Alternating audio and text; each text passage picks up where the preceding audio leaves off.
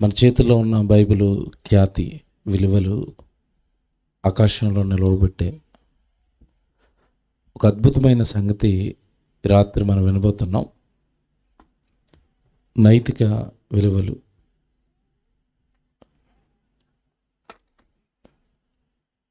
Bible సమాజాన్ని ఎలా సంస్కరించింది, విలువలు నేర్పి అన్నది ఈ రాత్రి మనం ఆలోచించకపోతున్నాం. సమాజం ఈరోజు విలువలను కోల్పోయిన సమాజం. అనగా ఎటు చూసిన ధర్మం లేదు, నీతి లేదు, న్యాయము లేదు. దీనికి కారణం దేవుడు బైబిల్లో రాయించిన విలువలు ఏవైతే ఉన్నాయో, నైతిక విలువలు, వాటిని పట్టించుకోకపోవటం ఒక ఎత్తు అయితే, సమాజాన్ని సంస్కరించటానికి దేవుడు ఎన్నో విలువలతో కూడిన సంగతులు బైబిల్లో రాయిస్తే, కేవలం బైబిల్ను ఒక మత గ్రంథంగా, మత పుస్తకంగా చూడటం వలన దేవుడు సమాజానికి నేర్పించాలనుకున్న నీతి, నైతికత, విలువలు సమాజానికి అందకుండా పోయాయి. ఒక పక్క బైబిలును దూరం చేసుకోవటం వలన విలువలతో ఎలా బ్రతకాలో మనిషి తెలుసుకోకపోగా, మధ్యకాలంలో క్రైస్తవ్యం గురించి, బైబిల్ గురించి తప్పుగా మాట్లాడేవారు నానాటికి పెరిగిపోతున్నారు. వాళ్ళు పదే పదే బైబిల్ గురించి తప్పుగా మాట్లాడుతూ, బైబిలు ఈ దేశానికి ప్రమాదకరం అని, బైబిలు సమాజాన్ని పాడు చేస్తుంది అని, సమాజానికి బైబిలు ప్రమాదం అని రకరకాల విద్వేషాలు ప్రజల మధ్య రేపుతూ బైబిలును కించపరుస్తున్నారు. బైబిల్లో ఉన్న దేవుడిని తక్కువ చేసి చూపించే ప్రయత్నం చేస్తున్నారు. అలాంటి వాళ్ళకి ఈరోజు మీరు వినబోయే సంగతులు, మీరు నేర్చుకోబోయే సంగతులు గొట్టలు పెట్టుగా ఉంటాయి. బైబిల్ పట్టుకున్న క్రైస్తవుడికి బైబిల్ యొక్క గొప్పతనం, బైబిల్ యొక్క ఖ్యాతి, బైబిల్ యొక్క విలువ బాగా అర్థం కావాలి. నైతిక విలువలు నేర్పుతున్న బైబిల్ అనగానే, నైతికత అంటే అర్థం ఏంటంటే, తన ప్రవర్తనలో ఏది మంచి ఏది చెడు తెలుసుకొని ప్రవర్తిస్తున్నాడు అనుకోండి, అప్పుడు అంటారు నైతిక విలువలు పాటిస్తున్నాడు అని. మళ్ళీ చెప్తాను, ఇది అర్థం చేసుకోవాలి. నైతిక విలువలు, నైతికత అంటే అర్థం ఏంటంటే, అతని ప్రవర్తనలో న్యాయం, ధర్మం, అతని ప్రవర్తనలో మంచి చెడు తెలుసుకుని బ్రతుకుతున్నాడు అనుకోండి, విలువలతో బ్రతుకుతున్నాడండి అంటారు. కొంతమంది ఉంటారు విలువలతో బ్రతికే వాళ్ళు. మాట ఇచ్చారు అంటే ఆ మాట కోసం, ఆ మాట మీద నిలబడటం కోసం వాళ్ళ జీవితంలో ఎన్ని కష్టాలు వచ్చినా వెనక్కి వెళ్ళరండి. నేను మాట ఇచ్చాను అంటారు. అది విలువ. అవి విలువలు. ఒకప్పుడు ఉండేవి. రాను రాను విలువలన్నీ నాశనం అయ్యాయి. రాను అవినీతి, అధర్మం, అబద్ధం, మత్సరం, చెడు, స్వార్థం ఇవన్నీ పెరిగిపోవటం వల్ల మనుషుల మధ్యలో నైతిక విలువలు అనేవి కనపడటం లేదు. నైతిక విలువలు అనగానే వాటిలో కొన్ని ప్రధానమైనవిగా చెప్తారండి. కొన్నిటిని ప్రధానమైనవిగా చెప్తారు. విలువలు అనగానే వాటిలో చాలా ఉన్నాయి, కొన్నిటిని ప్రధానమైనవిగా చెప్తారు. అందులో ఒకటి దాతృత్వం అంటారు. దాతృత్వం అంటే నీకున్న దాంట్లో పక్కోడికి సహాయం చేయటం. అది నైతిక విలువల్లో ప్రధానమైనది.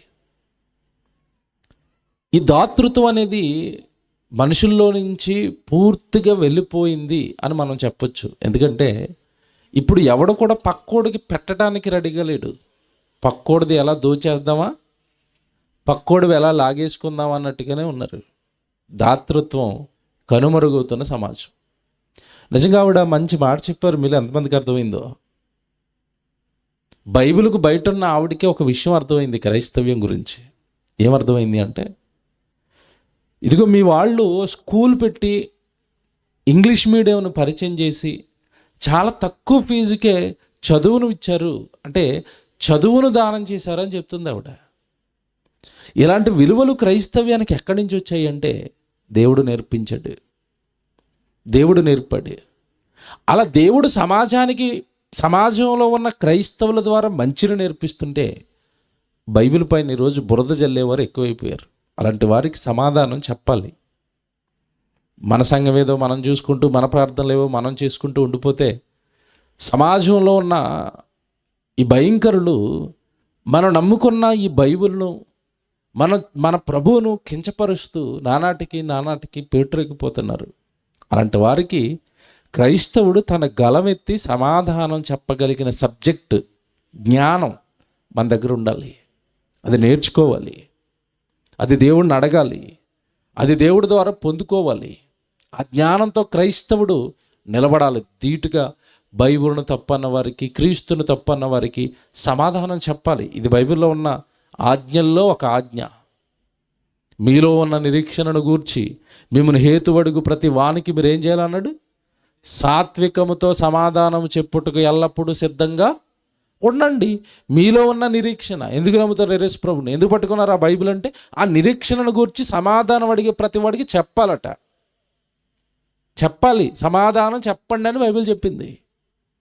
యోధా పత్రిక అంతా మీరు చదువుతుంటే పత్రిక సారం ఏంటంటే, మీకు ఒక్కసారే అప్పగింపబడిన ఈ బోధ నిమిత్తం మీరు ఏం చేయాలన్నాడు? పోరాటం చేయండి అన్నాడు. నాకెందుకని, నా సంఘాన్ని నేను చూసుకుంటాను, నా సేవ ఏదో నేను చేసుకుంటానంటే బోధ నిమిత్తం ఎవరు పోరాడుతారు? బైబిల్లో ఉన్నవి అవన్నీ, దేవుడు నీకు అప్పగించినవి ఇవన్నీ. కనుక బైబిల్ తప్పు అన్నప్పుడు ఎలా తప్పు అవుతుందిరా, బైబిల్ చాలా గొప్పది అని గలమెత్తాలి క్రైస్తవుడు. ఎంత గొప్ప చేసి చూపిస్తానో. ఈ సమాజం ఏవైతే విలువలు అనుకుంటుందో, అంటే సహజంగా సమాజంలో ఉన్న వాళ్ళు, కాస్త చదువుకున్న వాళ్ళు, కాస్త సమాజం పట్ల ప్రేమ ఉన్న వాళ్ళు, ఇవి విలువలండి, కనీసం ఇవి మనం పాటించాలని వాళ్ళు చెప్పిన వాటికంటే ఎంత గొప్ప విలువలు సమాజానికి నేర్పిందో బైబిలు, ఒక మనిషిని ఎంత గొప్పగా బ్రతకమని నైతిక విలువలు నేర్పిందో ఈరోజు మీకు చూపిస్తాను. బైబిల్లో మీరు చాలా సందర్భాలు చదువుకుంటారు. దేవుడు ఒకటే కోరుకుంటున్నాడు, నైతిక విలువల్లో చాలా ఉన్నాయి. క్రమశిక్షణ, శ్రద్ధ, నిజాయితీ, ఇవన్నీ నైతిక విలువల కిందకు వస్తాయి. సానుభూతి,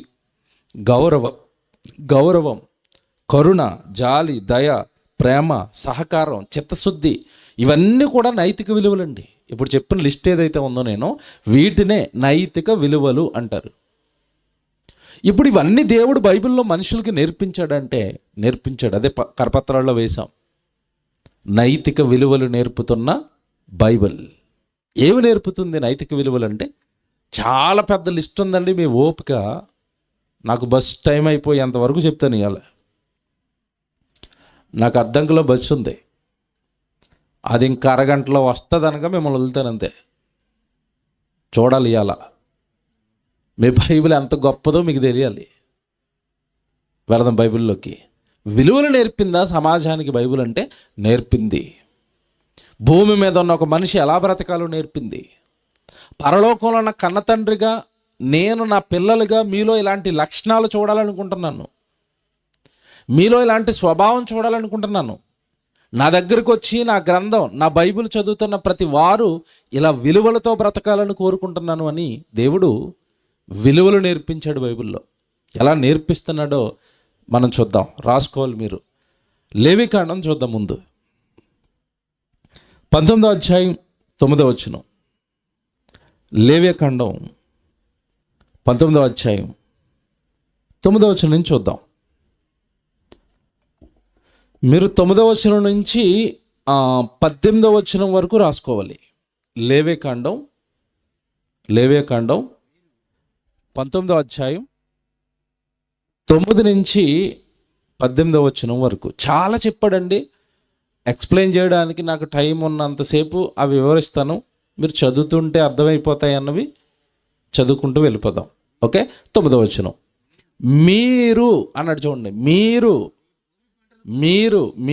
మీరు బైబిల్ పట్టుకున్నవారు, సమాజంలో నా పిల్లలైన వారందరూ మీరు ఎలా ఉండాలంటే, ఎవడో ఎలా ఉంటున్నాడండి అది పక్కకు పెట్టండి. మీరు ఎలా ఉండాలో చెప్తున్నాడు దేవుడు. బైబిల్ పట్టుకున్న మనం ఎలా ఉండాలో చెప్తున్నాడు. మీరు మీ భూమి పంట కోయునప్పుడు నీ పొలము యొక్క ఓరలను పూర్తిగా కోయకూడదు అన్నాడు. ఇది చూసారు ఎలాగుందో? నీకు పొలం ఉందనుకో, పంట వేసావనుకో, పంటను కోస్తున్నప్పుడట నీ పొలము యొక్క ఓరలు అంటే చివర గట్టు వరకు కంప్లీట్గా పూర్తిగా నువ్వు కోయకూడదు. అదేటండి, ఆ ఓర అంటే గట్టు వరకు పూర్తిగా కోయకుండా కొంచెం విడిచిపెట్టే అన్నాడు. దేనికి చెప్తున్నాడు తర్వాత, దేనికి? నీ కోతల్లో పరిగెను ఏరుకొనకూడదు. అంటే కంప్లీట్గా పొలం మొత్తం కొయ్యకూడదట. నెక్స్ట్ పరిగె అంటే అర్థం తెలుసా మీకు? పాతోళ్ళకి తెలుసు కానండి, ఇప్పుడున్న పిల్లలకి ఏం తెలియదు. వీళ్ళకి ఎక్కడ పొలాలు, వీళ్ళకి ఎక్కడ వ్యవసాయం, తెల్లారిది అయితే సెల్ ఫోను ల్యాప్టాప్. పరిగె అనగానే అర్థం ఏంటంటే, వరి కోస్తున్నప్పుడు కోసేసిన తర్వాత కట్టలు కడతారు కదా, ఆ కడుతున్నప్పుడు కొన్ని జారిపోతాయి. వాళ్ళు కడుతున్నప్పుడు కొన్ని వరి మొక్కలు జారిపోతాయి, వెన్నులు రాలిపోతాయి. ఆ రాలిపోయినప్పుడు రాలిపోయింది వదిలేయండి, కట్టలు కట్టుకున్నదంతా పైకి పట్టుకెళ్ళిపోండి అన్నాడు. ఆ పరిగెను నువ్వు పొలంలో ఏం చేయకూడదట, ఏరుకోకూడదు, వదిలేయండి పొలంలో అన్నాడు. ఎందుకు వదిలేయాలి చెప్తున్నాడు చూడండి. నీ ఫలవృక్షముల తోట పరిగెను కూర్చుకొనకూడదు. అంటే గోధుమ వరి వేసినప్పుడు జారిపోయినవి ఏవైతే ఉన్నాయో అది వదిలే. అలాగే ఏమన్నా పండ్ల తోటలు వేసావనుకోండి, నాకు తెలిసి ఈ ప్రకాశం సైడ్ ఒక తోట బాగా వేస్తారు, పళ్ళు తోట. ఏమేస్తారు చెప్పండి? దానిమ్మలు బాగా దొరుకుతాయి, మామిడి తోటలు ఉన్నాయి కొన్ని. ఇంకా నేను చూసిందండి ఈ పండు డ్రాగన్ ఫ్రూట్ దర్శి దగ్గరికి వెళ్ళామంటే వెనకాల అన్ని తోటలు అవే డ్రాగన్ ఫ్రూట్స్. ఇప్పుడు పళ్ళ తోటలు వేసినప్పుడట ఆ పండ్ల తోటల్లో ఏవైతే రాలిపోతాయో, ఏవైతే కింద పడిపోతాయో వాటిని ఏం చేయకూడదట, ఏరుకోకూడదు. ఏమండి ఇవి చదువుతుంటే మీకు ఎలాగ అనిపిస్తున్నాయి? ఇదేంటండి దేవుడు ఏరుకోవద్దు అంటున్నాడు? పడిపోయినవి ఏరుకోవద్దు అంటున్నాడు ఏంటి? ఎలా చెప్తున్నాడు దేవుడు? ఏరుకోవద్దు. ఎందుకో తెలుసా? చెప్తున్నాడు చూడండి కిందకి వెళ్ళేసరికి, బేదలకును పరదేశులకును వాటిని విడిచిపెట్టవలెను. బా, ఏం దేవుడండి! ఎవరికి వదిలేయలట రాలిపోయినవి పడిపోయినవి? బేదలకును పరదేశులను. అంటే ఏదో దేశం నుంచో ఏదో రాష్ట్రం నుంచో బతకడానికి వస్తారు కదండి పాపం. వాళ్ళకి ఇక్కడ ఇల్లు ఉండదు, పొలం ఉండదు, సరిగా భాష రాదు, వాళ్ళు బ్రతకడానికి కష్టపడుతూ ఉంటారు కదా, వాడు దాన్ని ఏరుకుంటాడు అన్నట్టు. ఎవరైనా మాట్లాడుతున్నానండి, ఇప్పుడు తోటల్లో విడిచిపెట్టే వాళ్ళు ఉన్నారా బాబు? సౌండ్స్. ఇప్పుడు విడిచిపెట్టే వాళ్ళు ఎవరున్నారు చెప్పండి? పక్కోడి తోటలో కోయకుండా ఉంటే చాలు. వీడి తోట కాదు, పక్కోడి తోటలో కూడా దొంగతనం కోసుకుని వచ్చేస్తాడు. వీడి పొలం కాదు, పక్కోడి పొలాన్ని ఎలా కొట్టేద్దామని గట్టును జరుపుకుంటే వెళ్ళిపోతాడు, రాళ్ళు జరుపుకుంటే వెళ్ళిపోతాడు ఆ పక్కోడి పొలంలోకి. ఇలాంటి దుర్మార్గులు ఉన్న కాలం ఇది. కానీ దేవుడు ఏమంటున్నాడంటే, నీ పొలంలో ఉన్న పంటే కాస్త వదిలేయి నాయన. ఎవరికి వదిలేయమంటున్నాడు? బేదలకు. దాతృత్వం ఎలా నేర్పుతున్నాడు చూసారా దేవుడు? విలువలు చూసారా ఎలా నేర్పుతున్నాడో? అవి ఎందుకు వదిలేయాలి అంటే, నీ పక్కనే బేదవాళ్ళు ఉంటారు, నీ పక్కనే పరదేశులు ఉంటారు, వాళ్ళు అవి ఏరుకొని తిని బ్రతుకుతారు. బాగున్నాడు దేవుడు. నిజంగా సమాజానికి ఇలాంటి విలువలు నేర్పిస్తే, సమాజంలో ఉన్న వాళ్ళందరూ ఇలాగ ఆలోచిస్తే, భేదవాళ్ళు అనేవాళ్ళు ఉంటారా మీరు చెప్పండి? ఆకలి దప్పికలతో ఎవరైనా పడుకుంటారా? నాకు అన్నం లేదని ఎవడైనా అంటాడని అందరూ ఇలా పాటిస్తే ఎవరైనా అన్నం లేనోడు ఉంటాడా? తిండి లేనోడు ఉంటాడా? మీరు ఆలోచించండి. భేదలు ఎందుకు రోడ్ల మీద అడుక్కుంటున్నారంటే, ఉన్నవాడు ఎవడో కూడా ఎవరికి ఏం చేయటం లేదు, దాతృత్వం దానం చేయటం లేదు. కానీ దేవుడు అంటున్నాడు, నువ్వు పంట పండిస్తున్న టైంలోనే అవతల వాడికి దానం చేయాలా, వదిలే వాడు ఏరుకుంటాడు పరిగా అన్నాడు. ఏమంటే మీకు తెలుసో లేదో, మీ జిల్లాలో జరుగుతుందో లేదో నాకు తెలియదు, కానీ ఈస్ట్ వెస్ట్ సైడ్ మీరు వచ్చేస్తేనండి, అక్కడ ఎక్కువగా వరి పంట వేస్తారండి. వరే ఎక్కువ వేస్తారు అక్కడ, నీళ్లు బాగుంటాయి. వరేసినప్పుడు అంటే నా చిన్నతనంలో నాకు తెలుసండి, ఏప్రిల్ నెల మే నెల సెలవులు కదా, ఆ సెలవు రోజుల్లోనండి స్కూలు సెలవు ఇచ్చేసినప్పుడు పిల్లలండి కాస్త పేదవాళ్ళు, కూలి పని వెళితే కానీ పూట గడవని రోజులు అవి. నా చిన్నతనం నేను చూశాను అవి చాలామంది జీవితాల్లో. పనికి వెళితే కానీ పూట గడవదు, పనికి వెళ్ళి వస్తేనే కానీ ఇంట్లో ఆహారం ఉండదు. అలాంటి రోజులు నేను చూశాను.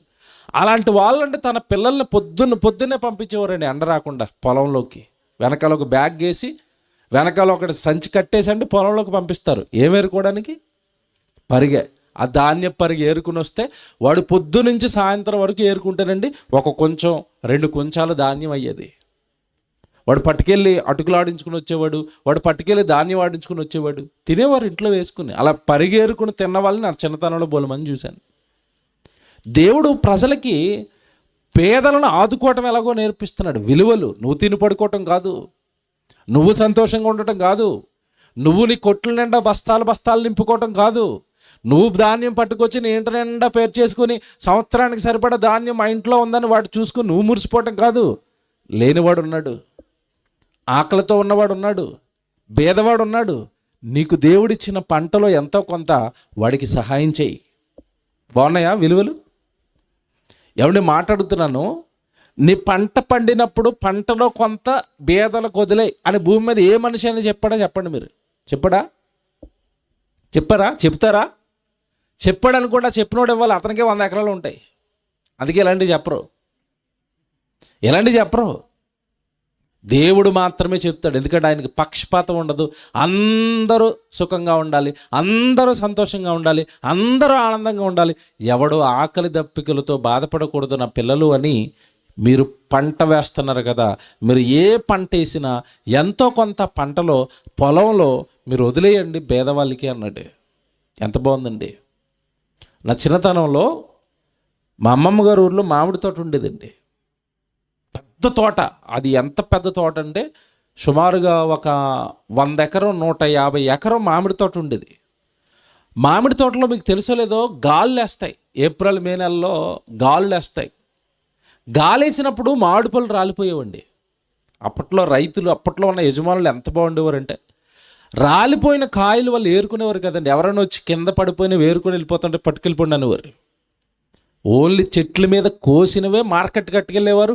రాలిపోయిన వాళ్ళని ఎవరైనా ఏరుకోండి, కానీ చెట్టు మీద చెయ్యేస్తారంటే మాత్రం ఊరుకోరు. చెట్టు కట్టేసి కొడతారు. మళ్ళీ కాయ కోస్తే ఊరుకోరు. విషయం ఏంటి తెలుసండి? నేను ఆశ్చర్యపోయేవాడిని. పొరపాటున ఎవడైనా వెళ్ళి కాయ కోసి కింద పడిపోయిన వాటిలో ఆ కాయని కలిపాడు అనుకోండి, వాళ్ళు కనిపెట్టేస్తారు ఇది కోసిన కాయని. తెలుసా? ఇది కోసారని కనిపెట్టేవారు వాళ్ళు. ఎలా కనిపెడతారు తెలుసండి? మీరు ఎప్పుడైనా మామిడి చెట్టుకాయల దగ్గరికి వెళ్ళి చూడండి. మామిడికాయ ఇలా ఒకసారి కోసారనుకోండి, దాంట్లోంచి ఒక వైట్ రసం అనేది కారుతుంది.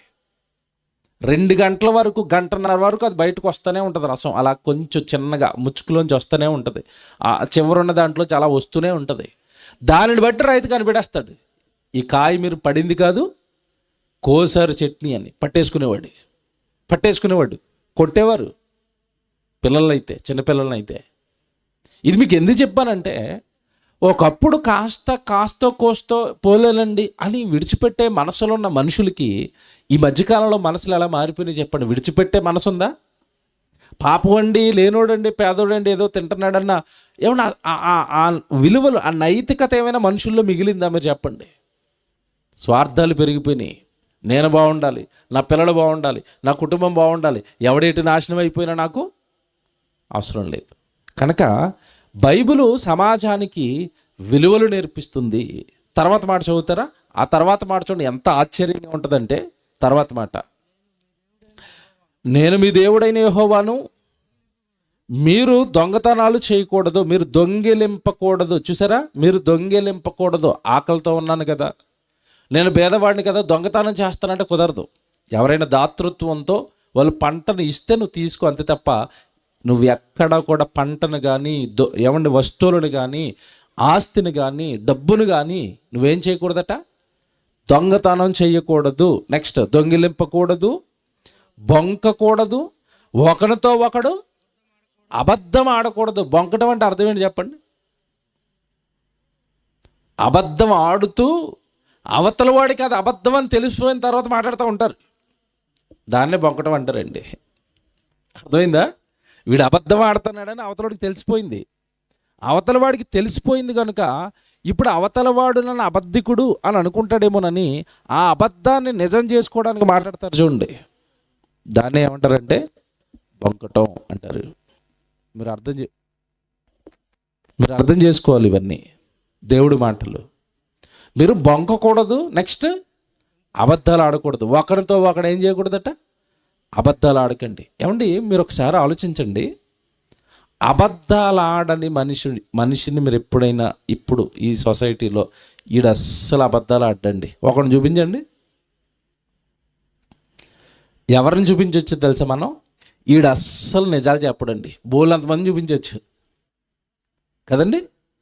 వీడు నోరు తెరిస్తే అబద్ధాలండి, వీడు మాట్లాడితే అబద్ధాలండి, చాలామందిని చూపించవచ్చు. వీడు చెప్పేవన్నీ నిజాలేనండి, ఒకడు ఉంటాడండి. అంటే దేవుడు నేర్పిన విలువలకు సమాజం ఎంత దూరంగా పోయిందో చూడండి. ఒకరితో ఒకడు ఏం చేయకూడదట, అబద్ధాలు ఆడకూడదు. ఏమంటే నిజంగా అబద్ధాలు ఆడకూడదని దేవుడు చెప్తే మీరు వినాలి. ఇక్కడ దేవుడు చెప్పిన విలువలకి సమాజం దూరంగా జరిగిపోయింది, అందుకే సమాజం నాశనం అయిపోయిందని ఎందుకన్నా చెప్తాను ఇప్పుడు మీకు.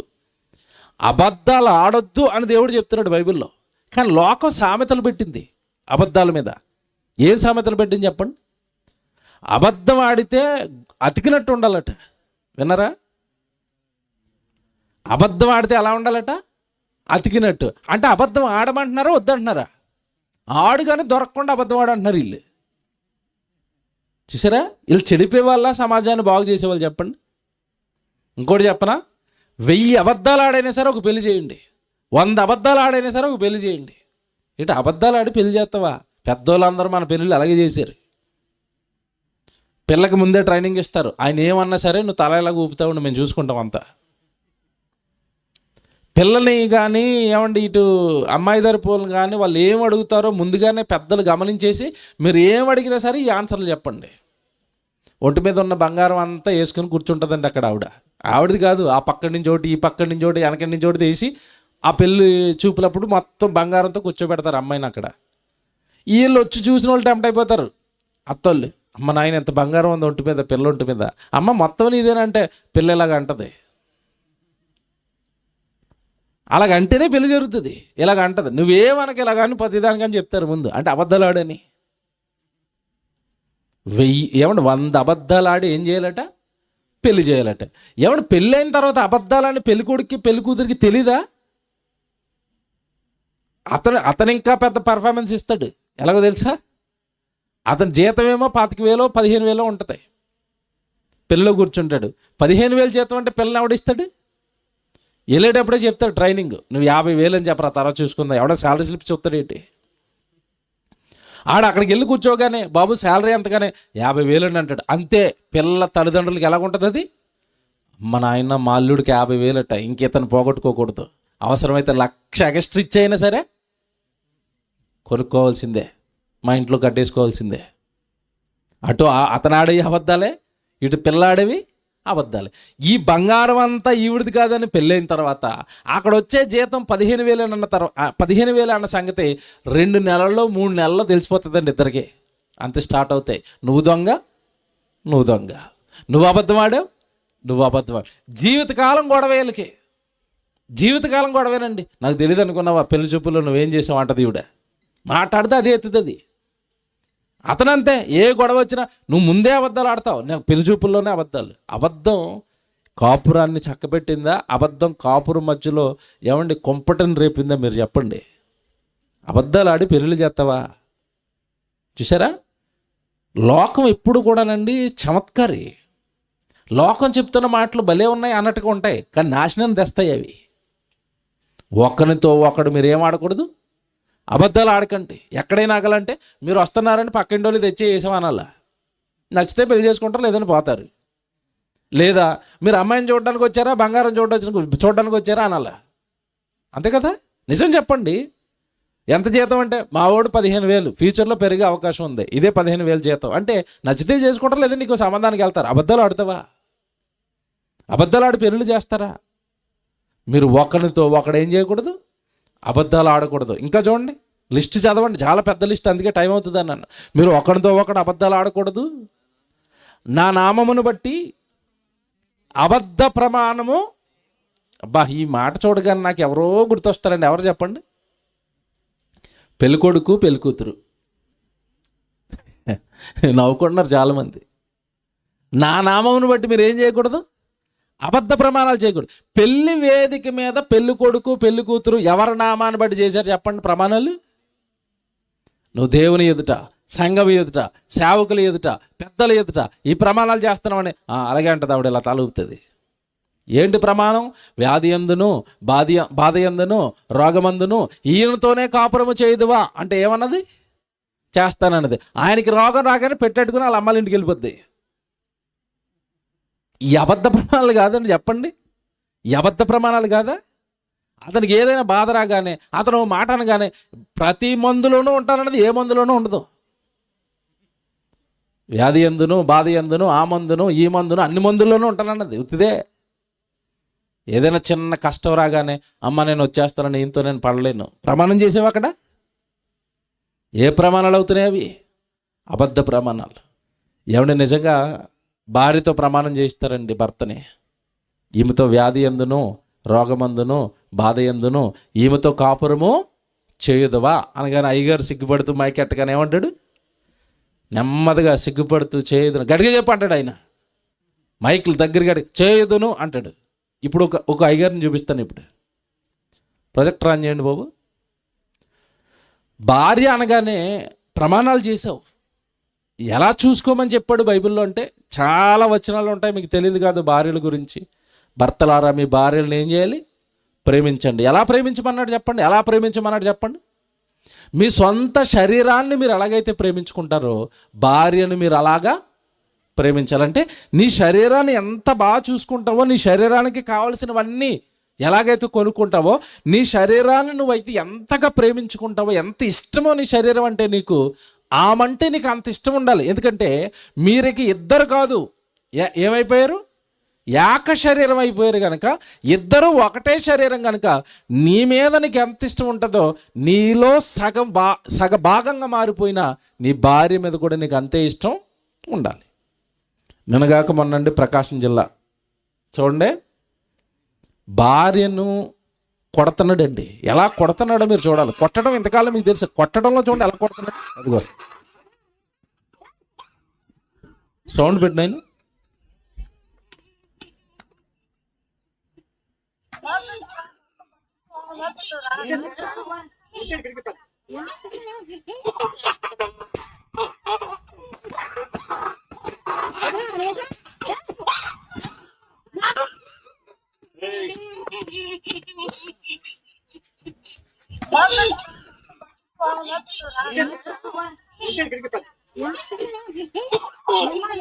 నోరు మూసి మరి కొడుతున్నాడు చూడండి. ఎంత దుర్మార్గుడు అండి, ఎంత కీచకుడు అండి.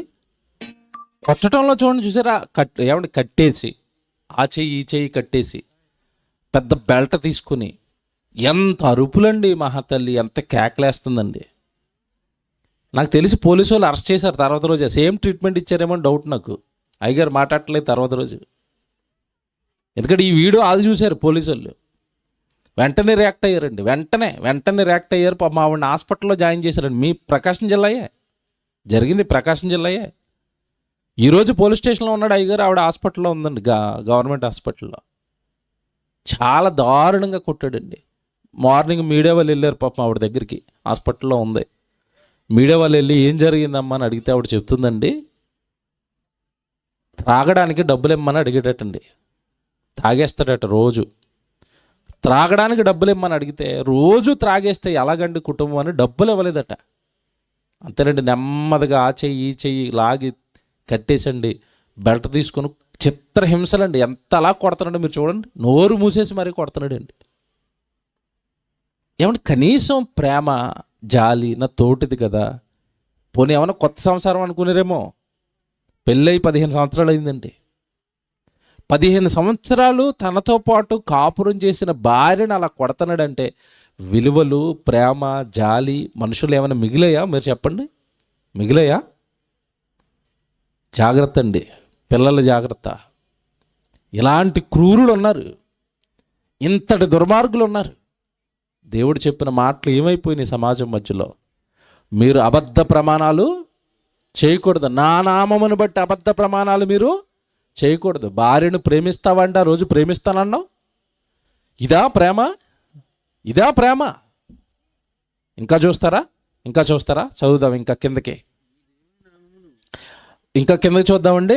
నా నామమును బట్టి అబద్ధ ప్రమాణములు చేయకూడదు, నీ దేవుని నామమును అపవిత్రపరచకూడదు. దేవుడి పేరట ప్రమాణం చేశానని చెప్పి ఎవడు ఇంకోటి చెప్పనా? ఇప్పటి వరకు నేను చెప్పిన ఒక ప్రమాణాలు. మనోళ్ళు చూడండి, అప్పుడప్పుడు ఏదైనా అవతలని మెప్పించాలంటే లేదా నేను నిజమే అని నిరూపించుకోవాలంటే మనోళ్ళు కూడా చేస్తూ ఉంటారు ఒక పని. ఏం చేస్తూ ఉంటారు తెలుసా? నువ్వు నమ్మట్లేదు కదా, బైబిల్ మీద ఒట్టు అంటున్నారా? దేని మీద ఒట్టట? బైబిల్ మీద ఒట్టు, దేవుడి మీద ఒట్టు. ఎవరి మీద వేస్తాను ఒట్టు? మరికొంతమంది అయితే పదా చర్చిలో దేవుడి మీద ఒట్టేసేస్తాను. ఎక్కడ వేసేస్తావు? చర్చిలో వేసేస్తారట. మీరు చేసే చెడ్డ పనులకి మధ్యలోకి నా నామాన్ని తీసుకుని రాకండి. మీరు చేసే అబద్ధ ప్రమాణాలకి, మీరు ఆడే అబద్ధాలకి మధ్యలో నా నామాన్ని తీసుకొచ్చి నన్ను ఏం చేయొద్దు అంటున్నాడు? అపవిత్రపరచకండి, నన్ను అపవిత్రపరచకండి. పేరుకు క్రైస్తవులండి. కొన్ని సందర్భాల్లో మన వాళ్ళు చేస్తున్నవి అన్ని జనుల కంటే హీనంగా ఉంటాయి పనులు. అన్ని జనుల్లోనైనా ఇలాంటి భయంకరమైన కార్యాలు జరుగుతాయి అన్నట్టుగా ఉంటాయండి. చాలా దారుణంగా ఉన్నారు. చాలా చెడిపోయారు, చాలా పాడైపోయారు. నా నామం మీ వలన అపవిత్రమైపోతుంది, జాగ్రత్త అన్నాడు. నా నామాన్ని మీరు అపవిత్రపరచకూడదు. ఇంకా చదువుదాం, చాలా పెద్ద లిస్ట్ అండి. నా నామాన్ని అపవిత్రపరచకూడదు, నేను యెహోవాను. నీ పొరుగు వాడిని ఏం చేయకూడదు? ఎవరిని హింసించొద్దట? పొరుగుడిని. కానీ వీడు ఎవరిని హింసిస్తున్నాడు చెప్పండి? ఇందాక వీడియోలో భార్యని. ఇప్పుడు భార్యనే ఇలాగ హింసిస్తున్నాడంటే పొరుగుడిని ఏం చేస్తాడు చెప్పండి? ఇప్పుడు వీడు ఏం చేస్తాడు? గట్టిగా కోపం వస్తే నరికేస్తాడు, చంపేస్తాడండి. మనుషుల మృగాల ఏమంటే నిజంగా నాకు కొన్నిసార్లు అండి మనుషులు చేస్తున్న వెధవ పనులకి జంతువులు తిడతారని నాకు నచ్చదండి. అది గాడిదలాగా ఉన్నామంటాడు. గాడిదలాగా ఉన్నామంటే గాడిద ఏం తప్పు చేసిందంటే? గాడిద ఎప్పుడైనా తప్పు చేసిందా? గాడిదలా ఉన్నామని ఈ గాడిదని దాంతో ఎందుకు పోలుస్తున్నావు? దాని పొరం ఎందుకు తీస్తున్నావు? ఈడు గాడిదే. గాడిదలో ఉన్నామంటే బైబిల్లో గాడిద మంచి చేసిందా చెడు చేసింది చెప్పండి నాకు. బిలాముకు బుద్ధి చెప్పింది ఎవరు చెప్పండి? ఇప్పుడు గాడిద బెటరా బిలాం బెటరా? మరి నువ్వు ఈడు తప్పు చేస్తే గాడిదని ఏదో చిన్న చూపు. నాకు నచ్చదండి జంతువులు అలాగా కించపరిస్తే. దున్నపోతులాగా ఉన్నాడు. దున్నపోతు ఏం తప్పు చేసింది? దున్నపోత మంచిదే, ఈడు మంచోడు కాదు. దానికి పనిస్తే పొలంలోకి పోయి శుభ్రంగా దున్నుతుంది. ఈడే ఇంట్లో తినేసి పడుకుంటాడు. దున్నపోతులా తినేసి పడుకున్నామంటే అది ఎక్కడ పడుకుందండి పాపం? పొలానికి తీసుకెళ్తే పొలానికి రాలేదా? దున్నమంటే దున్నలేదా దున్నపోతు? అది ఎక్కడ పడుకుంది? నువ్వు ఏ పని చెప్తుంది, ఈడు చేయడు. దాని పరువు ఎందుకు తీస్తున్నావు అంటాను నేను. ఏమన్నా ఇక వీడియో చూపిస్తాను ఇప్పుడు మీకు. మనుషులేమో మృగాల్లో మారిపోతున్నారండి, మృగాలేమో మంచిని చూపిస్తున్నాయండి. మృగం అంటే జంతువులు అండి. మనిషి ఏమో మృగంలా మారాడు. ఇప్పుడు నేను జంతువులు చూపిస్తాను చూడండి, వాటిలో ఎంత ప్రేమ అండి మనుషుల మీద. జంతువులు చూపిస్తాను, మీరు చాలా జాగ్రత్తగా చూడండి. బాబా అది పెద్దదవుతుందా వీడియో? కొంచెం పెద్ద చేయి. ఆ పిల్లని తన్నితే ఎగిరి వెళ్ళి పడిపోద్దండి పిల్ల. కానీ ఎలా తన్నుతుంది చూడండి. వెనక్కేనాయన నేను చెప్తున్నప్పుడు ఆపేయాలి. చూడండి ఎలా తన్నుతుందో. ఆపు. తన్నిందండి, తన్నుతున్నట్టుగా గెంటిందా? అసలు గేదె ఎలా తన్నుతుందో తెలుసా ఎవరికైనా? పెద్దోళ్ళే తన్నితే ఎముకలు ఇరిగిపోతే దూరంగా అక్కడ పడతాడు వెళ్ళి.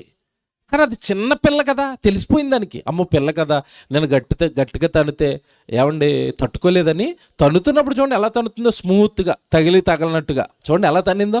నేను ఆశ్చర్యపోయానండి. అదిగో చూడండి, చూసారా? ఇప్పుడు నేను ఇందాక మాట్లాడుతాను.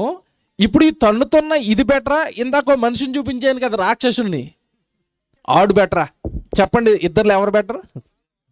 ఇది బెటర్ కదండి. మరి దీన్ని ఎందుకంటే తిడుతున్నారు దున్నపోతులాగా ఉన్నామని? ఆ చూడండి పిల్లకి హాని తగలకుండా ఎంత స్మూత్గా హ్యాండిల్ చేసింది చూసారా? అలా నెమ్మదిగా తన్నింది. నెక్స్ట్ చూడండి, నెక్స్ట్ బాబు వెనకరా. మీరు ఆపుతూ ఉండి ఎందుకు వేసేస్తున్నావు? ఇది అయిపోయిందా? నెక్స్ట్ చూడండి, ఈ గొర్రెపోతండి ఎలా తన్నుతాయి మీకు తెలుసు కదా. ఆ ఒక్కసారి గొర్రెపోతులు ఎలా వచ్చి ఢీ కొట్టే ఏంటంటే బుర్ర పగిలిపోద్ది. అలా గట్టిగా ఢీ కొట్టే గొర్రె ఆ చూడండి, పిల్లల్ని చూడండి ఎలా తన్నుతుందో, ఎలా నెమ్మదిగా తన్నుతుంది చూడండి. అదిగోండి, ఆడు పడకుండా, నొప్పి తగలకుండా చూడండి. ఏంటండి అవి? తర్వాత చూడండి, ఇది అయిపోయిన తర్వాత ఇక సింహం అండి, ఇక్కడ ఆపునైనా సింహం. ఆడు కింద నుంచండి సెల్ ఫోన్ పెట్టాడండి. దేనికి? ఫోటో తీయడానికి. మీకు అక్కడ కట్ అయిపోయి కనపట్టలేదు, కానీ కింద నుంచి ఫోటో తీయడానికి పెడితే ఆ దగ్గరకు వచ్చండి కాలుతో బయటికి గండింది. ఒరే నేను సింహాన్ని, నాకు దగ్గర నుంచి ఫోటో తీయకూడదు, పో బయటకు అంటుంది. అవసరమైతే ఒక్కసారి చెయ్యి అట్టుకుంది అనుకుంటే ఆడు చెయ్యి మొత్తం ఊడిపోద్ది ముక్క. కానీ అది చూడండి, ఆ సింహం అండి ఆడు చెయ్యి తోసేసండి, పండరా చూసారుగా దగ్గర నుంచి పండు అంటుంది. ఏంటండి జీవుల్లో ఏంటండి? తర్వాత చూడండి, ఈ సింహం అయిపోయిన తర్వాత ఇంకోటి చూడండి మీరు, విచిత్రం, ఆశ్చర్యం అండి. అది మీకు అర్థం చెప్తాను. నెక్స్ట్ తీనైనా, నెక్స్ట్ ఇది అయిపోయిన తర్వాత ఇగో చూడండి, ఇదే ఇక్కడ ఆగునైనా. మీరు ఆ చేతిలో ఉన్నది ఏంటో తెలుసండి? అది చేతిలో ఉన్నది ఏంటో తెలుసా? కెమెరా స్టాండ్లాగా వస్తున్నాయి కదా ఈ మధ్యకాలంలో, సెల్ఫీలు తీసుకుంటారు కదా, సెల్ఫీ స్టిక్ అండి. ఆటాడుతూ దాని చేతుల్లోకి వెళ్ళిపోయిందండి. అది గొర్రెల చేతుల్లోకి, మనుషుల చేతుల్లోది. ఇదో ఇలాగ ఆట ఆడుతుంది. పక్కదొచ్చి అంటుంది, తప్పమ్మ, మనుషుల్ని మనం అలా చేయకూడదు, అది వచ్చి ఇచ్చే అంటుంది. చూడండి అది జాగ్రత్తగా మీరు వస్తా చూడండి. ఇప్పుడు అది ప్లే చేయను ఆయన, చూడండి అది వచ్చే ఏమంటుంది చూడండి. అదిగో తీసుకోండి ఆయన, వెళ్ళిపోండి, ప్లే చేయి. అదిగోండి వాళ్ళకి ఇచ్చేసిందని పట్టుకెళ్ళిపోమని. ఇచ్చోండి రాళ్ళు ఇసురుతుంది పైకి, చూడడానికి వచ్చిన వాళ్ళ మీద. వేయినాయన, ఇది రాళ్ళు ఇసురుతుందండి పైకి. అది చూడండి వాళ్ళ అమ్మ వచ్చి ఎలా కొడుతుందో. రాళ్ళు ఎసరకూడదు. ఇది కోతండి కారుకి, అదిగో అది అడ్డొచ్చింది. ఇది చూడండి, ఇది అదిగో వాడు చూడండి లోపల నుంచి థ్యాంక్స్ చెప్పి వెళ్ళిపోతాడు. అది లాగి పట్టుకుందాన్ని, వెళ్ళిపోండి అని వేసేనాయన, లైట్లు వేసాయి. ఇప్పుడు చెప్పండి, జంతువులు కొన్నాయి విలువలు, మనుషులు కొన్నాయి. అవి బెటర్ అనిపించట్లేదండి? అప్పుడప్పుడు దాన్ని తెచ్చి పెంచుకుంటే బాగుంటుందేమో అనిపిస్తుందండి మనుషులు పెంచుకోవడం కంటే.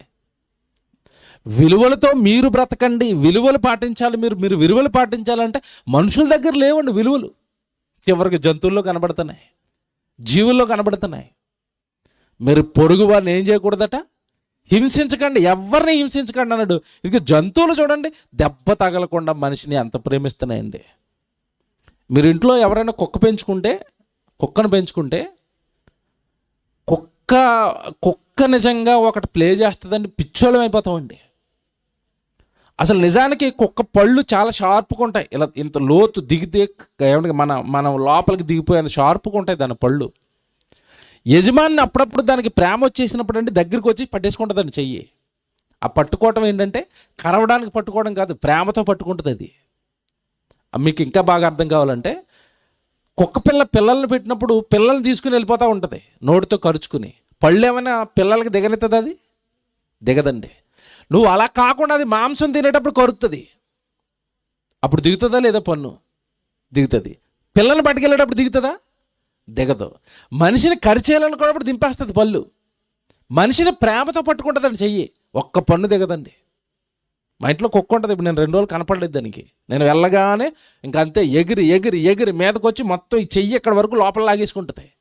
నొప్పి తగలదండి, ఎక్కడ పన్ను దిగదండి, అలా పట్టేస్తుంది అంతే. ప్రేమతో పట్టుకుంటుంది. అంటే జంతువుల్లో ఉన్న, అంటే నా యజమానుడు లేదంటే నేను కన్న నా పిల్ల దానికి హింస చేయకూడదు, నా పన్ను దానికి దిక్కకూడదు అని కనీసం జీవుల్లోనున్న ప్రేమ అయిన మనుషుల్లో మిగిలిందా అంటున్నాను. మిగిలిందా? నీ పొరుగువాడిని నువ్వేం చేయకూడదట? హింసించకయ్యా, నువ్వు మనిషివి కదా, సాక్షాత్తు నా రూపంతో పుట్టావు కదా, నా పోలిక నీకు ఇచ్చాను కదా. తన స్వరూపమందు తన పోలిక చొప్పున దేవుడు నరులను చేశాడు. ఏంటి ఆయన స్వరూపం? ఏంటి చెప్పండి? దేవుడి స్వరూపం ఏంటి? దేవుడు ప్రేమ స్వరూపి. అంటే మనుషుల్లో నిలువెల్ల మనకేం కనపడాలి చెప్పండి? ప్రేమ. ఎక్కడుందండి మనుషుల్లో ప్రేమ? వాడంటే నాకు పడదు, వీడంటే నాకు పడదు, వాడిని తిడతాను, వాడిని కొడతాను, వాడితో నాకు ఫైటింగు, వీడితో నాకు ఫైటింగు. ఎక్కడండి మనుషుల్లో ప్రేమ? బయట ఉన్న వాళ్ళలోనూ లేదు. మాకు బైబిల్ తెలుసని బైబిల్ పట్టుకున్న వాళ్ళల్లో కూడా ఏం కనపడటం లేదు ఈరోజు. ప్రేమ లేదండి. పగ, కక్ష, పోట్లాట, గొడవలు, యుద్ధం, సమాధానం ఉండదు ఎక్కడ. పేరుకు క్రైస్తవులు, పేరుకు మేము సేవకులు. ఏది ప్రేమ? పొరుగువాడిని నువ్వేం చేయకూడదు? హింసించకూడదు. నీ వల్ల, నీ మాట వల్ల కానీ, నీ ప్రవర్తన వల్ల కానీ ఎదుటివారు బాధపడకూడదు. అది క్రైస్తవ్యం అంటే. అది దేవుడిని ఎరిగినవాడి మనస్సు అంటే. ఈ విలువలేవి నీ జీవితంలో? ఇవేవి పాటించకుండా నేను క్రైస్తవుడినే, ఇవేవి పాటించకుండా నేను గొప్పవాడినే, నాకు అన్నీ తెలుసు అంటున్నావు అనుకోండి, విన్నవాడు ఏమనుకుంటాడు అంటే తెలుసని భావిస్తున్నాడు తప్ప వీడికేమీ తెలీదు. నేను మళ్ళా చెప్తున్నానండి, నాకు దేవుడు తెలుసు, వాక్యం తెలుసు అంటే రెఫరెన్స్లు రాసుకుని ప్రసంగాలు చేయటం కాదు. ఆ దేవుడు బైబిల్లో చెప్పిన మాటలు నీ జీవితంలో ఉండటం, నీ బ్రతుకులో చూపించు, నీ బ్రతుకులో జాలిని చూపించు, నీ బ్రతుకులో దాతృత్వాన్ని చూపించు, నీ బ్రతుకులో ప్రేమను చూపించు, నీ బ్రతుకులో సహనాన్ని చూపించు, నీ బ్రతుకులో దీర్ఘశాంతాన్ని చూపించు, నీ బ్రతుకులో ఆశా నిగ్రహాన్ని చూపించు. అప్పుడు అనాలి దేవుడు నాకు తెలుసని, అప్పుడు అనాలి. కనుక నైతిక విలువలు నేర్పవలసిన నువ్వే విలువలతో సమాజానికి కనబడినప్పుడు నిన్ను బట్టి ఎవడు మారతాడు, నిన్ను బట్టి ఎవడు దేవుళ్ళో బ్రతకాలనుకుంటాడు, నిన్ను బట్టి ఆయనలా ఉండాలని నీ జీవితాన్ని ఒక మాదిరిగా పెట్టుకుని సాక్ష్యంగా పెట్టుకుని ఎవడో దేవుడి దగ్గరికి వస్తాడు. విలువలు, మరలా చెప్తున్నాను, విలువలు, దేవుడు చెప్పిన విలువలు ప్రతి వ్యక్తి జీవితంలోనూ ఉండాలి. నీ పొరుగువాడిని హింసించకూడదు. ఇంకా చదివేస్తారా, చాలా బాగుంటాయండి కిందకి వెళ్ళేసరికి. నీ పొరుగువాడిని నువ్వు హింసించకూడదు, ఇంకా వాడిని నువ్వు దోచుకొనకూడదు, కూలివాని కూలి మరునాటి వరకు. చూసారండి, మన దగ్గర ఎవరైనా కూలి పనికి వస్తేనట, ఏ రోజైతే కూలి పని చేశాడో సాయంత్రం వెళుతున్నప్పుడే ఆ డబ్బులు ఇచ్చేయాలట. ఆ డబ్బులు ఇవ్వగలిగిన శక్తి నీ దగ్గర ఉంటేనే నువ్వు కూలి పనికి పిరిగి ఎవరినైనా. డబ్బులు లేవు రేపిస్తాను, డబ్బులు లేవు ఎల్లుండిస్తాను, డబ్బులు లేవు నెల తర్వాత ఇస్తానంటే వాడి కూలి, వాడు కార్చిన చెమట దేవుడికి మొరపెడుతుంది. దేవుడు ఊరుకోడు. ఏంటండి విలువలు ఏంటండి ఇవి? అసలు ఎంత గొప్పగా చెప్తున్నాడండి దేవుడు. కూలివాడిని కూలి పనికి పిలిస్తే ఆ రాత్రే ఆ కూలి పని అయిపోయిన వెంటనే నువ్వు జీతం ఇచ్చేయాల. వాడు వెళ్ళి బాధపడకూడదు. నేను ఈరోజు పని చేశానంటే యజమానుడు ఏమి ఇవ్వలేదండి ఒట్టి చేతులతో వాడు ఏడుస్తూ బాధపడుతూ ఇంటికి వెళ్ళకూడదు, తన కుటుంబం దగ్గరికి వెళ్ళకూడదు. రోజు ఇస్తానన్నావా ఇచ్చేయి, వారానికి ఒకసారి ఇస్తానన్నావా ఇచ్చేయి, నెల జీతానికి మాట్లాడుకున్నావా ఇచ్చేయి.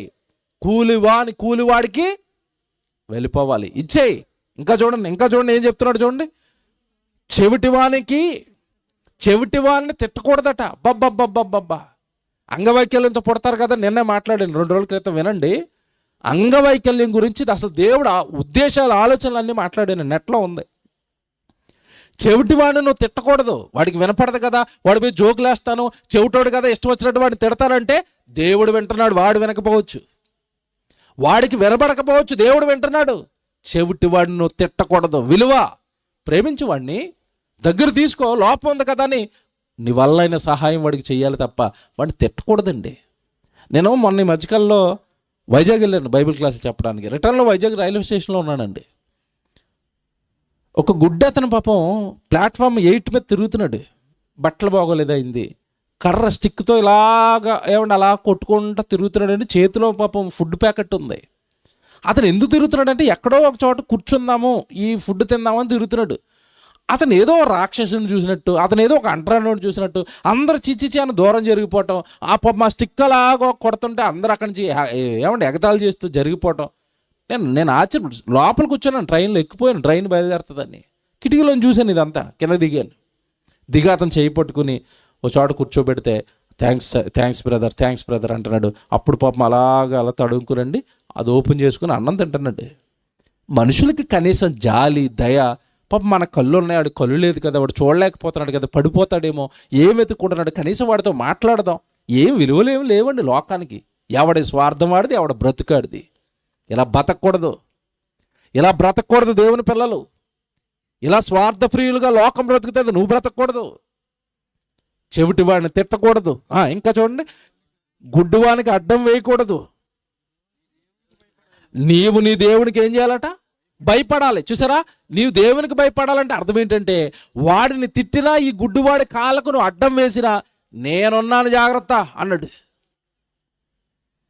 వాళ్ళకి అంగవైకల్యం ఉంది కదా అని వాళ్ళ ఎడలని ఇష్టానుసారం ప్రవర్తిస్తే నేనున్నాను జాగ్రత్త, నాకు నువ్వు భయపడాలి. నాకు నువ్వు భయపడవలను. నేను యెహోవాను, అన్యాయపు తీర్పులు తీర్చకూడదు, భేదవాని పక్షపాతము చేయకూడదు, గొప్పవాడని అభిమానం చూపకూడదు, న్యాయమును బట్టి పొరుగువానికి తీర్పు తీర్చవలను, నీ ప్రజలలో కొండెమలాడుతూ ఇంటింటికి. ఇది చూసారా, నిజానికండి ఈ కొండెమలాడుతూ తిరిగే వాళ్ళు ఎక్కువండి. నాకు తెలిసి మీ గ్రామాల్లో ఎక్కువ ఉంటారు వాళ్ళు. మా సిటీలో అనుకోండి, ఆడ తెల్లవారు లేకగానే బ్యాగ్ వేసుకుని వెళ్ళిపోవాలా. చదువుకున్నాడు చదువుకోవడానికి వెళ్ళిపోతాడు, ఉద్యోగం వెళ్ళాడు ఉద్యోగానికి వెళ్ళిపోతాడు. గ్రామాల్లో ఉంటారండి మన ఆయన సీసీ కెమెరాల కంటే టీవీ నైన్ల కంటే ఎక్కువ వీళ్ళు. చివరింటికి ఎవరు వెళ్తున్నా సరే వీళ్ళు బయటకు వచ్చి మరీ చూస్తా ఉంటాడు. నీకు ఎందుకు అవన్నీ? అక్కడ ఏదో జరుగుతుంటే వినాలా, అక్కడ ఏదో జరుగుతుంటే తెలుసుకోవాలా. ఆ వార్త అట్టుకొచ్చి ఆ ఇంటికి, ఆ వార్త అట్టుకొచ్చి ఈ ఇంటికి, ఈ వార్త అట్టుకొచ్చి ఈ ఇంటికి, అంతే. ఈ చివరి నుంచి ఆ చివరి వరకు అంతే. వాళ్ళు అలా తెలుసా, వీళ్ళు ఎలా తెలుసా, వాళ్ళు అలా పాపం చేస్తున్నారు తెలుసా, వాళ్ళు ఇలా నేరాలు చేస్తున్నారు తెలుసా. ఎందుకు ఇవన్నీ? ఇంటింటికి దేనికి తిరగాలి చెప్పండి? క్రైస్తవుడు దేనికి తిరగాలి? సువార్త చెప్పడానికి తిరగాలి. నువ్వు దేనికి తిరుగుతున్నావు? కొండాలు చెప్పుకుంటూ, చాడీలు చెప్పుకుంటూ, వాడు చెడ్డోడు, వీడు చెడ్డోడు, ఆమె చెడ్డది, ఈమె చెడ్డ. అందుకే తిరగమన్నాడు దేవుడు నిన్ను. కొండాలు చెప్పకూడదు, కొండాలు చెప్పకూడదు అంటే అర్థం ఏంటంటే ఒకరి మీద ఇంకొకరికి చెడ్డగా నువ్వు మాట్లాడకూడదు. దేవుడు వింటున్నాడు, జాగ్రత్త. ఆమె చెడే చేయొచ్చు, ఆమె పాపమే చేయొచ్చు, ఆమె పాపాన్ని దేవుడు క్షమించుకుంటాడేమో. నువ్వెందుకు ప్రచారం చేస్తున్నావు? నువ్వెందుకు పాపాన్ని ప్రచారం చేస్తున్నావు? నువ్వెందుకు ఒకడు పరువు పబ్లిక్గా తీస్తున్నావు? ఒకడి గురించి చెడుగా మొత్తం అందరికి ఎందుకు నువ్వు మాట్లాడుతున్నావు? విలువలు లేవా? దేవుడు వింటున్నాడు అన్న భయం లేదా? ఒకడు పరువు తీయకూడదని తెలీదా? నువ్వు ఈరోజు వాడు పరువు తీస్తావు, ఎప్పుడో అదే సీన్ నీ కుటుంబంలో జరుగుతుంది. చాలామంది ఎలాగుంటారంటే పక్కోళ్ళ ఇంట్లో ఆడపిల్ల ఏదైనా తప్పు చేసింది అనుకోండి, అబ్బా బాబా వీళ్ళకి ఆ రోజు పండగక ఆ పిల్ల అలా చేసిందట, ఆ పిల్ల అలా చేసిందట, మొత్తం టామ్ టామ్ టామ్ టామ్ చేస్తారండి. మీ ఇంట్లో కూడా ఒక ఆడబిడ్డ ఉంటుంది, నీకు ఒక కూతురు ఉంటుంది. ఆ కూతురు విషయంలో ఏదైనా తప్పు జరిగినప్పుడు ఎదుటోడు మాట్లాడుకుంటుంటే అప్పుడు తెలుస్తుంది నొప్పి, అప్పుడు తెలుస్తుంది ఎలాగుంటుంది ఆ నొప్పి. నువ్వు ప్రచారం చేసినట్టే నీ కూతురు గురించి కూడా చెడ్డగా ప్రచారం చేస్తే తప్పులు తెలుసా? ఇవన్నీ నేరాలు. ఇవన్నీ ఇంటింటికి కొండములాడుతూ నువ్వేం చేయకూడదట? తిరగకూడదు. నీ సహోదరునికి ప్రాణహాని చేయకూడదు. వాడు ప్రాణాలు పోయే పనులు ఏనాడు చేయకూడదా? ఇంకా నేను యెహోవాను, నీ హృదయములో నీ సహోదరుని మీద పగ పట్టకూడదు. ఇది అనలేండి బాబోయ్. అసలు ఈ సంఘాలలో చర్చెస్లో ఉంటున్నాయండి, అతనంటే నాకు పడదు, అతనికి ప్రార్థన ఇస్తే ఆ రోజు నేను మై కట్టుకోండి. ఇవాళ అతను ప్రార్థన ఇచ్చారు కదా, ఈ రోజు మొత్తం ఆ పులిపేట దగ్గరికి కానీ ఆ చందా పట్టడానికి కానీ ఆ మైకులో మరలా తిరిగి పాట పాడమంటే నేను రాను. ఎందుకంటే ఇవాళ ఆయనకి మైక్ ఇచ్చారు. పగ. నేను చాలామంది చూస్తానండి. ఇంకా చెప్పనండి, చర్చిలో 2 వరుసలు ఉంటాయండి, మధ్యలో నడవడానికి ఒకటి ఉంటుంది, ఇటుకొని చైర్లు ఉంటాయి. వీడు చర్చిలోకి ఎంటర్ అవుతున్నప్పుడే చూసుకుంటాడు మావోడు ఎక్కడ ఉన్నాడని. మావోడు అంటే ఎవరు? పగోడు.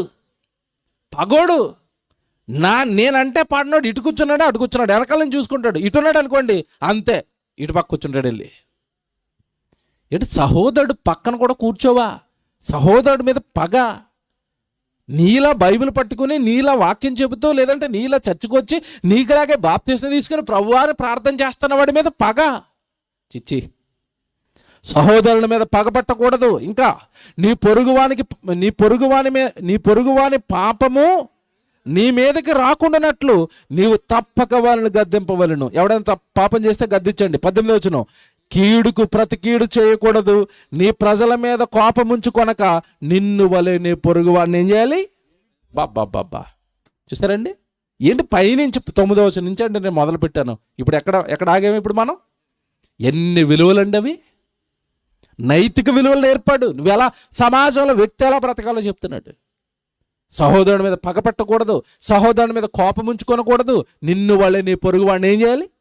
ప్రేమించు. ప్రేమ అల్టిమేట్గా దేవుడు చెప్తున్నది ఒకటే, అందరి ఎడల నువ్వు ఎలా ఉండాలి? ప్రేమను చూపించేవాడిగా ఉండాలి. ఏమన్నా మాట్లాడుతాను, ఇక్కడ వరకు అయిపోయినాయి, మీకు అర్థమైనాయి.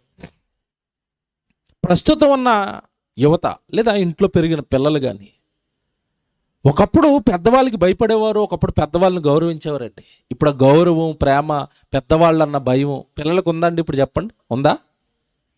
చిన్న పిల్లల కానించి తిరగబడుతున్నారండి. ఎవరి మీద? అమ్మనాన్నల మీద. ఈడేదో సెల్ ఫోన్లో 4 యాప్లు వేసి 4 సార్లు నొక్కుతాడు. అమ్మనాన్నలు ఏమైనా అడిగారని నీకేం తెలియదు అంటాడు. అంటే సెల్ ఫోన్ నొక్కినందుకు ఈడు హీరోలో ఫీల్ అవుతూ ఉంటాడు.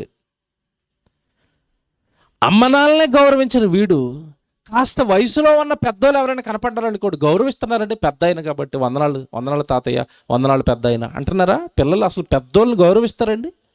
గౌరవించరు. దేవుడు ఎలాంటి విలువలు నేర్పుతున్నాడు మనుషుల కంటే. యవనస్తులు జాగ్రత్తగా వినండి. ఇదే అధ్యాయంలో పేజ్ తిప్పండి మీరు. పేజ్ తిప్పి 31వ వచనం నుంచి చూద్దాం. 31 నుంచి 32 అండి, క్షమించండి, 32 నుంచి చూద్దాం. 32 మీరు 32 నుంచి 37 వరకు చదువుదామండి, రాసుకోండి. 32వ వచనం నుంచి అండి. తల నెరిసిన వాని ఎదుట లేచి ముసలివాని ముఖమును ఘనపరచవలెను. నీ దేవునికి నువ్వేం చేయాలి? భయపడాలి. అంటే నీకంటే పెద్దవాళ్ళు, తల నెరిసిపోయిన వాళ్ళు ఎవరైనా కనపడితే వాళ్ళని ఏం చేయాలట? ఘనపరచు. పెద్దాయన నమస్కారం. ఎన్నో అనుభవాలు చూసి వచ్చాడు కదండి, ఎంతోమంది కన్నాడు కదండి. ఆయన జీవితంలో ఏమన్నా నిజంగా మాట్లాడుతాను నేను, అతను గౌరవించు, తల నెరిసిపోయిన వాడిని గౌరవించు, అతను గణపరచని ఎందుకు చెప్తున్నాడంటే, ఒక అతను తల నెరిసేంత వరకు భూమి మీద ఉన్నాడు అంటే అతను బ్రతికించింది ఎవరు చెప్పండి? అంతే కదండి, బ్రతికించింది దేవుడు కదండి అతను అప్పటి వరకు. లేదంటే ఎప్పుడు చిన్నప్పుడు చచ్చిపోయేవాడు కదండి, యవనంలో ఉన్నప్పుడు చచ్చిపోయేవాడు కదండి. తల నెరిసేంత వరకు భూమి మీద ఉన్నాడు అంటే అతను ఉంచింది ఎవరు? దేవుడు. అలా దేవుడు ఉంచిన ఆయనకి నువ్వేం చేయాలా? గౌరవించు, గణపరచు. బా, ఏం బైబిల్ అండి, ఏం బైబిల్ అండి, ఏం దేవుడండి, ఏం దేవుడండి. చూసారు అలాగున్నాయి మాటలు. ఏమంటే మీకు బైబిల్లో ఒక మాట గుర్తు రావాలి.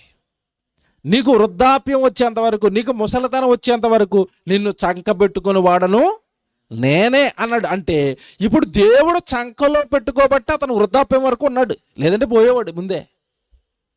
అలా దేవుడు ఉంచి తల నెరిసిపోయిన వాళ్ళందరినీ, పెద్దవాళ్ళందరినీ మనం ఏం చేయాలట? గౌరవించు. కానీ పిల్లలు పెద్దోళ్ళని చూడగానే ఎలా ఫీల్ అవుతారు చెప్పండి? అమ్మ బాబోయ్ వీళ్ళకి దొరికేమో వాయించేస్తారు, అంతే కదండి. వీళ్ళకి ఒక ఏదో సోది చెప్తారు. సోదా? వాళ్ళ జీవిత అనుభవాలు చెప్తూ ఉంటారు. నిజంగా చెప్తారండి, నా చిన్నతనం నుండి నాకండి ఈ ముసలోళ్ళ దగ్గర కూర్చోవటం ఇష్టం అండి, పెద్దోళ్ళ దగ్గర కూర్చోవటం ఇష్టం.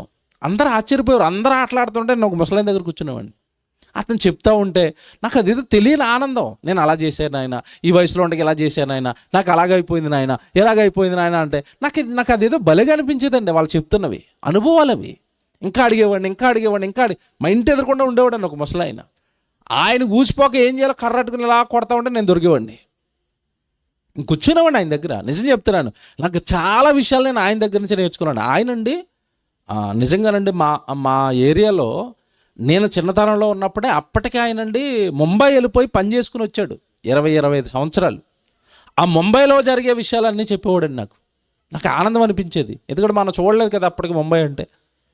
ఇలా పెద్దవాళ్ళ దగ్గర కూర్చుంటే ఏవో అనుభవాలు చెప్తారు, ఏదో మంచి చెప్తారు, వాళ్ళ జీవితంలో జరిగినవి ఏవో చెప్తారు. అవి మనకు అవసరం, అనుభవం అది. కనుక దేవుని పిల్లలుగా దేవుడు తన పిల్లలకి చెప్తున్నది ఏంటంటే, ఈ నెరిసిన వెంట్రుకలతో ఉన్న వాళ్ళు నువ్వేం చేయాలట? గణపరచాలి. ఇంకా చదవండి, ఇంకా చదువుదామా? తర్వాత వచనాలు అసలు వచనం ఇదండి, 32, 33. నీ దేశమందు పరదేశిని మధ్య నివసించినప్పుడు వానిని నువ్వు బాధింపకూడదు. మీ మధ్యలో నివసించు పరదేశిని మీలో పుట్టిన వాని వలె. బాబా, పరదేశం అంటే అర్థమైందండి, మీ ఊరు కాదు అతనిది, మీ భాష కాదు అది. ఏదో బతకడానికి బేదోడు పొట్ట చేయి పట్టుకుని వచ్చేసాడు. అలా వచ్చిన వాడినట నువ్వు మా దేశస్థుడు కాదు కదా అని వాడిని మనం ఏం చేయకూడదట? బాధ పెట్టకూడదు. ఈరోజు దేశభక్తులు అని చెప్పుకుంటూ భక్తులు మన భారతదేశంలో ఎక్కువైపోతున్నారు. వీళ్ళు మేము దేశభక్తులు అని చెప్తారండి, ఈ దేశంలో పుట్టిన వాళ్ళని హింసిస్తారు వాళ్ళు, కులాల పేరుతో, మతాల పేరుతో. వీళ్ళు దేశభక్తులు ఇప్పుడు మనకి వర్ణం పేరుతో, ఏమంటే కులం పేరుతో మనుషులను దూరం పెట్టి హింసిస్తూ, ఆ మతస్థుడైతే కొడతాము, ఈ మతస్థుడైతే తిడతామని మతాల మధ్య చిచ్చు పెట్టి మేము ఎవరమని చెప్తున్నారు వీళ్ళు ఈరోజు? దేశభక్తులు అంటున్నారు. దేవుడు ఏమంటున్నాడు? ఒరే నిజంగా నీకు మనుషుల మీద ప్రేమ ఉంటే ఈ దేశంలో పుట్టినవాడు కాదట, పరదేశస్థుడు నీ మధ్యలోనికి వచ్చినా సరే వాడు నువ్వేం చేయకూడదు అంటున్నాడు? బాధ పెట్టకూడదు. ఎందుకంటే మీరు ఒక విషయం గుర్తుపెట్టుకోండి, ఏంటది? మీరు కూడా ఒకప్పుడు ఐగుప్తు దేశంలో ఎలాగున్నారు? పరదేశులే కదా. ఆ దేశస్థులు మిమ్మల్ని ఆదుకున్నారు కదా, ఆ దేశంలో ఉన్న ఫరో మీకు స్థానం ఇచ్చాడు కదా, చాలా రోజులు అక్కడ సుఖంగానే ఉన్నారు కదా. ఏంటయ్యా ఈ మాటలు, ఏంటయ్యా ఈ జీవితాలు? పరాయి దేశస్థుడిని కూడా నువ్వు గౌరవించాలి, ప్రేమించాలి. ఇంకా చూడండి అక్కడ ఇంకొక మాట ఉంటుందండి, నిన్ను వలె నీ పొరుగువాడిని ప్రేమించాలి. 35 వచనం అండి. తీర్పు తీర్చినప్పుడు కొలతలో కానీ, తూనికలో కానీ, పరిమాణములో కానీ మీరు అన్యాయము చేయకూడదు. ఆగండి. కొలత కొలిచేటప్పుడు అటండి అన్యాయపు కొలతలు కొలచకూడదట. మీకు గుర్తుందా, ఒకప్పుడు మనం అందరం రేషన్ షాప్కి వెళ్ళేవాళ్ళం కిరోసిన్ తెచ్చుకోవడానికి, బియ్యం తెచ్చుకోవడానికి. గుర్తుందా? రేషన్ షాప్కి వెళ్ళి బియ్యం తెచ్చుకున్నప్పుడు, పంచదార తెచ్చుకుంటున్నప్పుడు, కిరోసిన్ తెచ్చుకున్నప్పుడు మీరు చాలాసార్లు పట్టుకున్నారు గవర్నమెంట్ ఆఫీసర్లు. తక్కిడికండి కింద మనకి తక్కిడే కనపడేది, ఆడ కింద ఒక ఇనప ముక్క ఎట్టివాడండి, 1/2 కేజీ ఇనప ముక్క. మనకి కేజీ చూస్తే 1/2 కేజీ మన చేతిలోకి వచ్చేవి, 1/2 కేజీ ఆడు కొట్టేసేవాడు. కిరోసిన్ పోయడానికి ఒకటి ఎలాగ ఉంటుందండి, లోపల మొత్తం వంచేసి అది కిలో కిరోసిన్ లీటర్ కిరోసిన్ పట్టాల్సింది 700 ml, 800 ml పట్టేది, మిగతా 20 ml వాడు కొట్టేసేవాడు, 200 ml వాడు కొట్టేసేవాడు. ఇవన్నీ కొలతలు కొలిచేటప్పుడు అన్యాయాలండి. ఎప్పటికీ జరుగుతూ ఉంటాయి మార్కెట్లో. మీకు తెలుసో లేదో, తూనికల డిపార్ట్మెంట్ అని ఒక డిపార్ట్మెంట్ ఉంటుంది. వాళ్ళు రైడ్ చేస్తూ ఉంటారు అప్పుడప్పుడు ఈ బంగారు షాపుల మీద. నీ మిషన్ కరెక్టేనా, కరెక్ట్గా గ్రాము గోల్డే ఇస్తున్నావా, ఏమన్నా నీ మిషన్లో తేడా ఉందా? మీకు ఇంకా బాగా అర్థం కావాలంటే పెట్రోల్ పంపుల్లోకి వెళ్ళండి. పెట్రోల్ పంపుల్లో వెళ్ళి లీటర్ కొట్టించుకోండి బండిలో. లీటర్ ఇస్తానంటాడు, అక్కడ మీటర్ ఏమో లీటర్ చూపిస్తూ ఉంటుంది. ఎందుకైనా మంచిదని అప్పుడప్పుడు ఒకటి బాటిల్ అట్టుకుని వెళ్తాడు, బాటిల్లో కొట్టని. ఆ లీటర్ కొడతాడు, ఇందులోనేమో 700 ml వస్తుంది, అయిపోయింది లీటర్ అంటాడు. అప్పుడు తెలుస్తుంది వీడు కొలత సరిగా కొలవటం లేదండి. అలాంటి దొంగ కొలతలు కొలవకూడదు, మీరు అన్యాయాలు చేయకూడదు. అలాంటివి ఏంటండి, బైబిల్ ఏంటండి ఎంత గొప్పగా మాట్లాడుతున్నాడండి. నువ్వు కొలిచేటప్పుడు కొలతలు జాగ్రత్తగా కొలాలి, దొంగ కొలతలు కొలవకండి, ఎవరికి అన్యాయం చేయకండి. న్యాయమైన త్రాసు, న్యాయమైన గుండ్లు, న్యాయమైన తూము, న్యాయమైన వడి, న్యాయమైన పడి మీకు ఉండవలెను. నేను ఐగుప్తు దేశంలో నుండి మిమ్మల్ని రప్పించిన మీ దేవుడైన యెహోవాను. 37 చూడండి. కాగా మీరు నా కట్టడలన్నిటినీ, నా విధులన్నిటినీ అనుసరించి నడుచుకొనవలెను. నేను ఎన్ని చెప్పాడండి మీకు చెప్పాను. అందుకే చాలా చదివిస్తాను మీతో అన్నాను కదా. ఎన్ని విలువలండి, మనిషి ఎన్ని చెయ్యాలో అన్నీ రాస్తున్నాడు చూడండి. ఇప్పుడు మీకు ఇంకోటి చెప్తానండి. పేదవాడు ఏదైనా అవసరం వచ్చి డబ్బున్నవాడి దగ్గరికి వెళ్ళి అప్పు తెచ్చుకోవాలంటే ఊరకనే అప్పిస్తారా, ఏదో తాకట్టు పెట్టుకుంటారా? చెప్పండి. తాకట్టు పెట్టుకుంటారు. ఇప్పుడు ఏం తాకట్టు పెడుతున్నారు చెప్పండి మీరు? ఇప్పుడంటే కొంచెం బంగారం వచ్చింది కనుక మెడలో తాడు తీసుకుని పట్టుకుని వెళ్తారు. ఒకప్పుడు మన పూర్వీకులకి ఎక్కడ చెప్పండి బంగారం ఉంది వాళ్ళకి? లేదు. ఇల్లులు, పొలాలు, ఆస్తులు ఏమైనా ఉన్నాయా? లేవు. మరి తాకట్టు పెడితే కానీ ఏదో ఒకటి అవతల వాడు డబ్బులు ఇవ్వడు, కుటుంబ పోషణ జరగదు. మీకు తెలుసో లేదంటే నా చిన్నతనంలో ఈ అక్కలకు తెలుస్తుంది.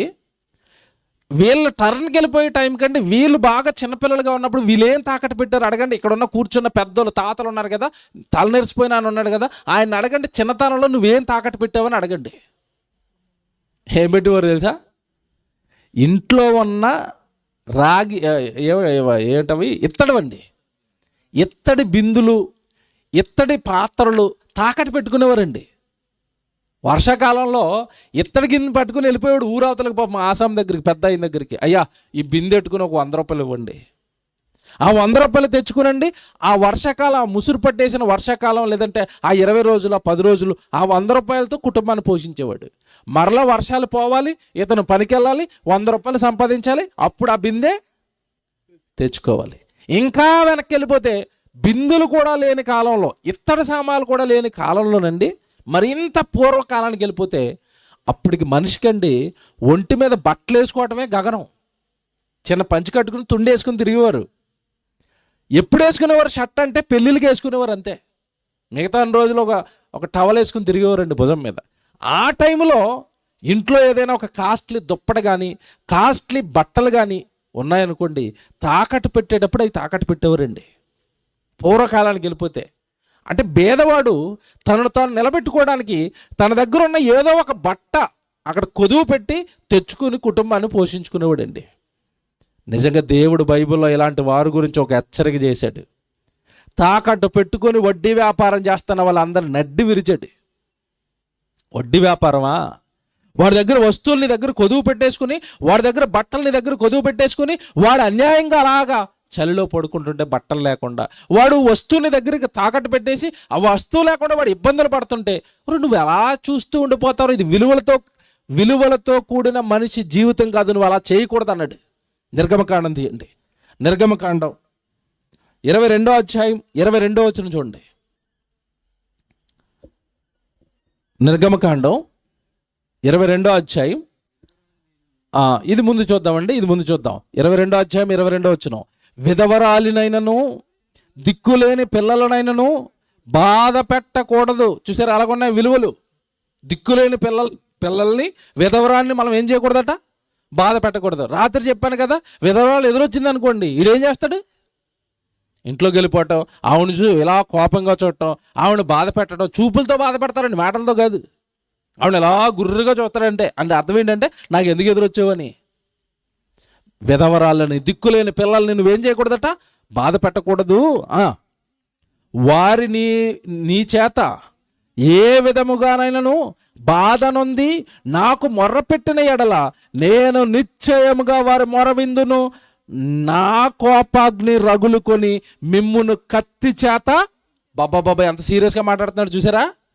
విధవరాలను కానీ దిక్కులేని పిల్లలు కానీ బాధ పెట్టావా, కత్తి చేత నిన్ను హతం చేస్తాను అన్నాడు. ఇంకా మీ భార్యలు విధవరాండ్రగుదురు, మీ పిల్లలు దిక్కులేని వాళ్ళు అవుతారు, అప్పుడు తెలుస్తుందిరా నీకు నొప్పి అన్నాడు. విధవరాలను బాధ పెడితే నీ భార్యను విధవరాలు చేస్తానంటే అర్థం ఏంటి? నిన్ను వేసేస్తానని ఇండైరెక్ట్గా చెప్తున్నాడు, నిన్ను వేసేస్తాను రా అని. ఇది దేవుడు అంటే, ఇవి విలువలంటే.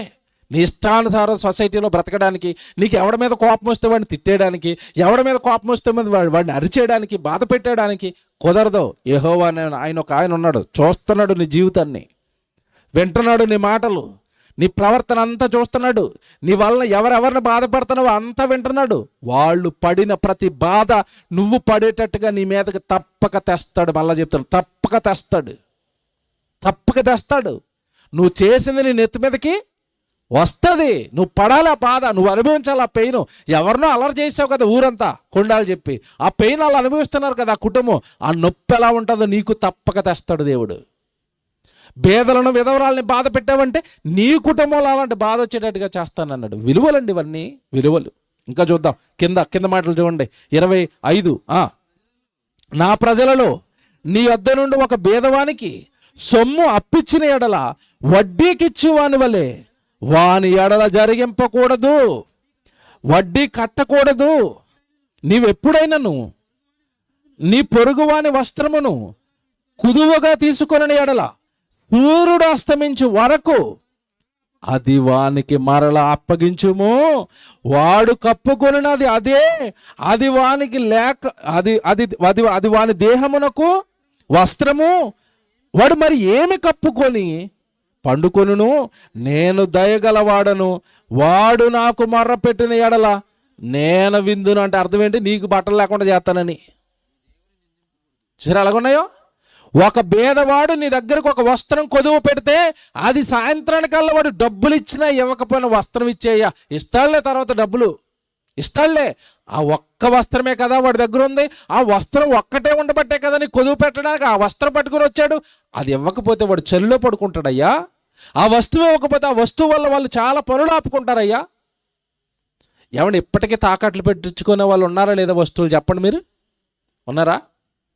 కొంతమంది బండ్లు తాకట్టు పెట్టేసుకుంటారండి. తిరుగుతాడు పాపమాడ, ఆ బండి మీద తిరిగే పని చేసుకోవాలా, డబ్బులు ఇవ్వట్లేదు అనుకోండి బండి లాక్కొచ్చేస్తాడు వెళ్ళి. అసలే వాడు అప్పులు పాలైపోయాడు, నువ్వు మళ్ళీ తిరిగి బండి లాక్కొచ్చేస్తే ఏం తిరిగి పని చేసుకుంటాడు వాడు? జాలి లేదు, దయ లేదు.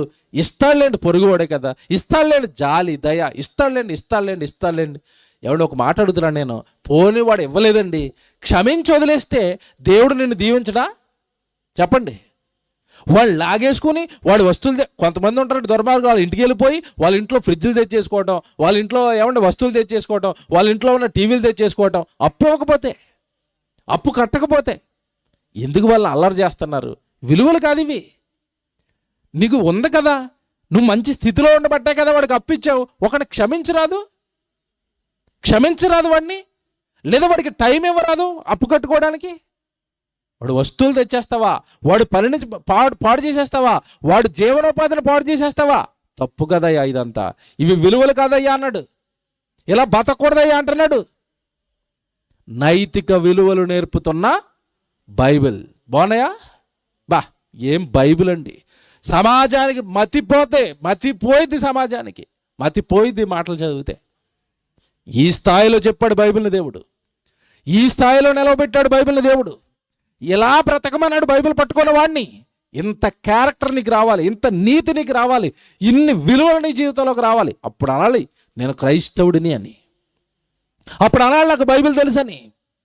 వృద్ధుల్ని గౌరవించు, పెద్దవాళ్ళు వస్తే వాళ్ళ దగ్గరికి వెళ్ళి మాట్లాడవు.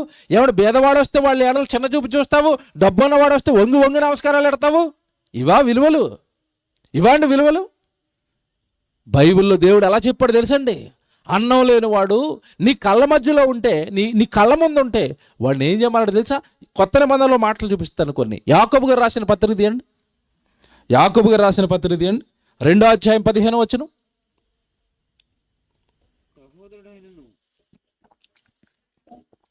యాకోబు గారు రాసిన పత్రిక 2వ అధ్యాయం 15వ వచనం.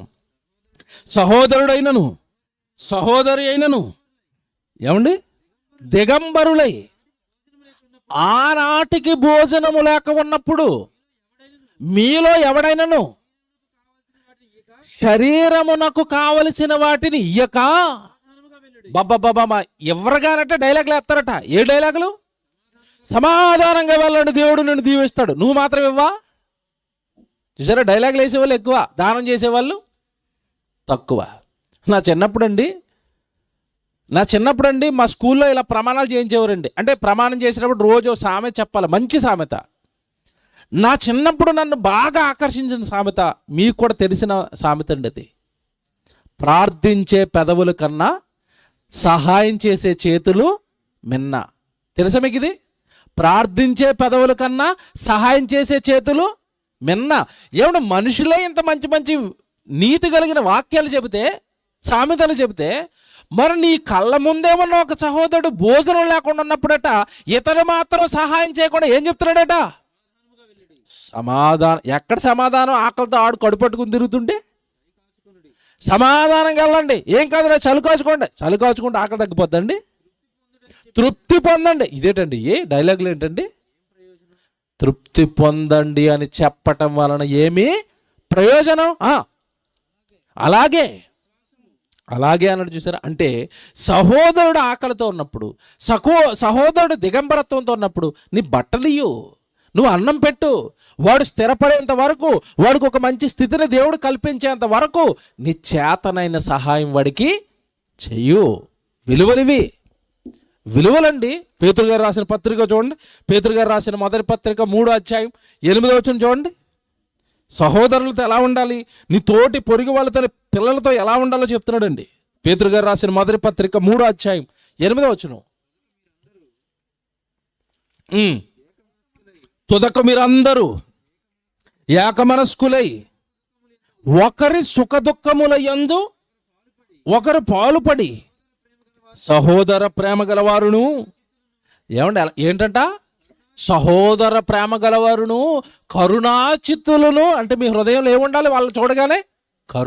కరుణాచిత్తులను, వినయ మనసు కలవారును, ఆశీర్వాదమునకు వారసులొకటికి మీరు పిలువబడితిరి గనుక కీడుకు ప్రతి కీడు అయినను దూషణకు ప్రతి దూషణ అయినను చేయక దీవించండి. అంటే నిన్ను దూషిస్తున్న వాడిని ఏం చేయాలట?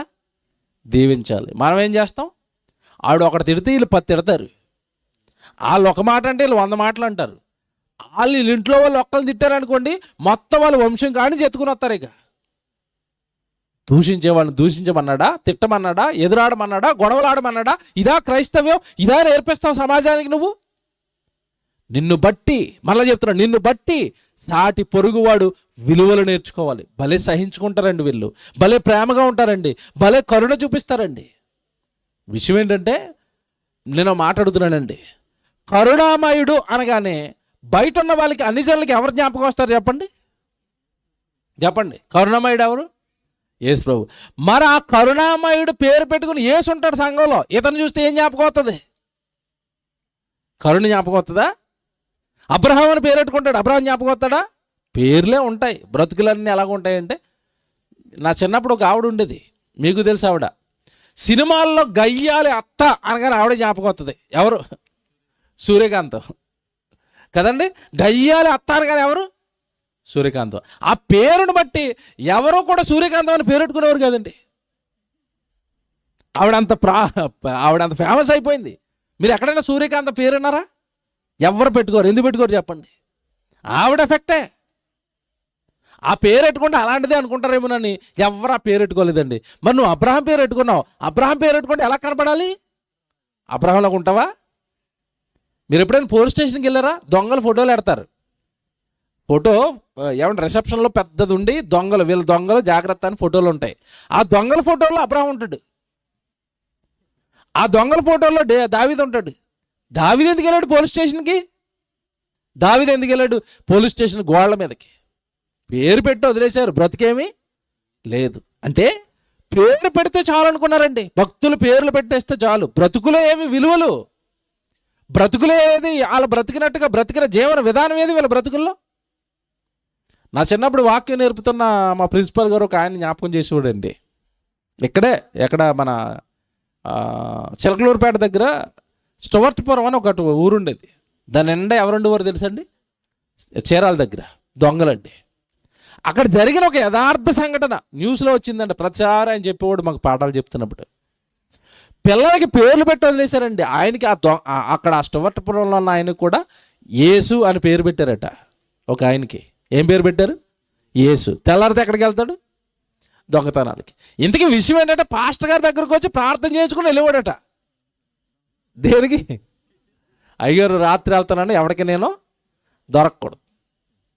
అలాంటి మహానుభావులు ఉండేవారట ఒకప్పుడు. అందులో దేవుడు మహాదయ వలన ఆ స్టువర్ట్పురం కాస్త ఎలా మారింది? ఇప్పుడు సువార్తపురమై మారారు. అందులో ఇంకొక అతని స్టోరీ అండి. అతని పేరు కూడా యేసే. భార్య ఏదో తప్పు పని చేసిందటండి. ఇందాక చూపించినది అయితే కొట్టాడు. ఆడేం చేశాడంటే అప్పట్లోనే తలనరికేసాడండి. తలనరికేసి బ్యాగ్లో పెట్టుకుని పోలీస్ స్టేషన్కి వెళ్ళాడు.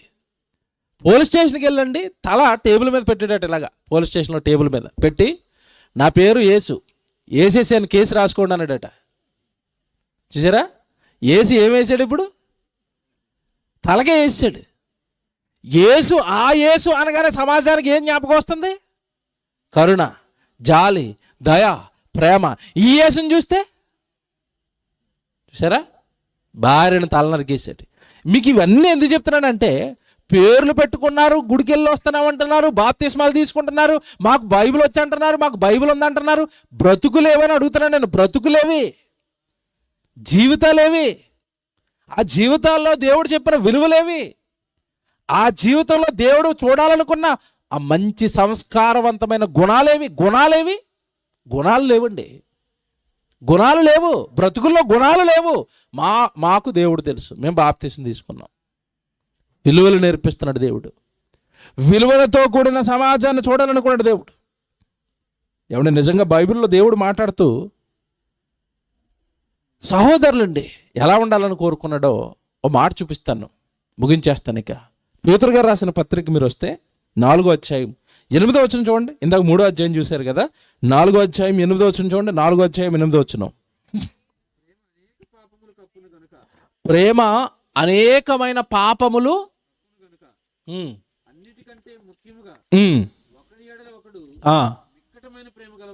అదండి, ఇది మోస్ట్ ఇంపార్టెంట్. ఇప్పుడు సంఘంగా ఉన్నప్పుడు, సహోదరులుగా మనం అందరూ ఒకటైనప్పుడు, సేవకులుగా మనం అందరూ ఒకటైనప్పుడు నువ్వు ఒక విలువను పాటించాలని చెప్పాడు దేవుడు. ఏంటో విలువ అంటే ప్రేమ అనేక పాపములను ఏం చేస్తుందట? కప్పాలి. అంటే ఇప్పుడు నిజంగా నీకు దేవుడు అర్థమైతే ఎదుటివాడి పాపాలు కప్పమన్నాడా విప్పమన్నాడా? చెప్పండి. కప్పు, పాపములు కప్పు. ప్రేమ అనేకమైన పాపాలు ఏం చేస్తుంది? కప్పేస్తుంది. ఇది మీకు అర్థం కావడానికి ఉదాహరణ చెప్తాను. ఇందాక చెప్పిందే, మీ ఇంట్లో మీ గర్భాన్న పుట్టిన కుమార్తె ఏదో తెలిసి తెలియని వయసులో తప్పు చేసింది, ఏదో పాపం చేసింది. కప్పుకుంటారా? ఏమంటే ఊరంతా విప్పుకుంటారు చెప్పండి? సొంత కుమార్తె పాపం చేస్తే ఏం చేసుకుంటారు? దాన్ని కప్పేస్తారు, ఎవరికి తెలియకుండా. వివాహం జరగదేమో, ఎవరైనా మా కుటుంబ గౌరవాన్ని నీచంగా చూస్తారేమోనని సొంత ఇంట్లో కుమార్తె తప్పు చేస్తే కప్పుకుంటారు. పక్కోళ్ళ ఇంట్లో కుమార్తె ఏదైనా తప్పు చేస్తే మొత్తం ప్రచారం చేయటమే. ప్రేమ ఉన్నవాడు ఏం చేయడట? ప్రేమ అనేకమైన పాపాలను ఏం చేస్తుంది? కప్పేస్తుంది. యేసుక్రీస్తుల వారు మన పాపాలు కప్పాడా? అందరు ఎదుట విప్పాడా చెప్పండి? కప్పేశాడు కదండి ఆయన. వ్యభిచారం మందు పట్టుబడిన ఒక స్త్రీ వచ్చింది. ఆ రోజు వాళ్ళందరూ ఆవిడ పట్టుకొచ్చి ఈవిడ తప్పు చేసింది, ఈవిడ పాపం చేసింది, చంపేయాలంటున్నారు వాళ్ళందరూ. అప్పుడు యేసుప్రభు ఏమన్నాడు చెప్పండి? నిజమేరా మీరు అన్నట్టు? నిజమే, మోషే ధర్మశాస్త్రంలో చంపేయమన్నాడు పాపం చేసిన వాళ్ళని, తప్పు చేసిన వాళ్ళని. కానీ రాళ్ళేసి కొట్టి చంపాలి అంటే ఆ రాడేసేవాడికి ఏముండాలి? అర్హత. వాడు పాపం చేయని వాడు అయి ఉండాలి. నిజమే, ధర్మశాస్త్రాన్ని మనం అందరం పాటిద్దాం. మీలో పాపం చేయని వాడు ఎవడో మొదట రాయి వేయండి. వేసారా? వేయలేదండి. ఇప్పుడు ఆవిడ పాపాన్ని కప్పాడా? ఆవిడ పాపాలను నిజంగా ఆ రోజు కప్పి ఆవిడకి పాప క్షమాపణ ఇచ్చి ఎంత మంచి పిలుపు పిలిచాడని, అమ్మా ఇక మీదట నువ్వేం చేయొద్దు, పాపం చేయొద్దు. ఇవి విలువలంటే. అంటే ఒక వ్యభిచారిలో ఎవరిని చూస్తున్నాడు యేసుప్రభు? అమ్మను చూశాడు.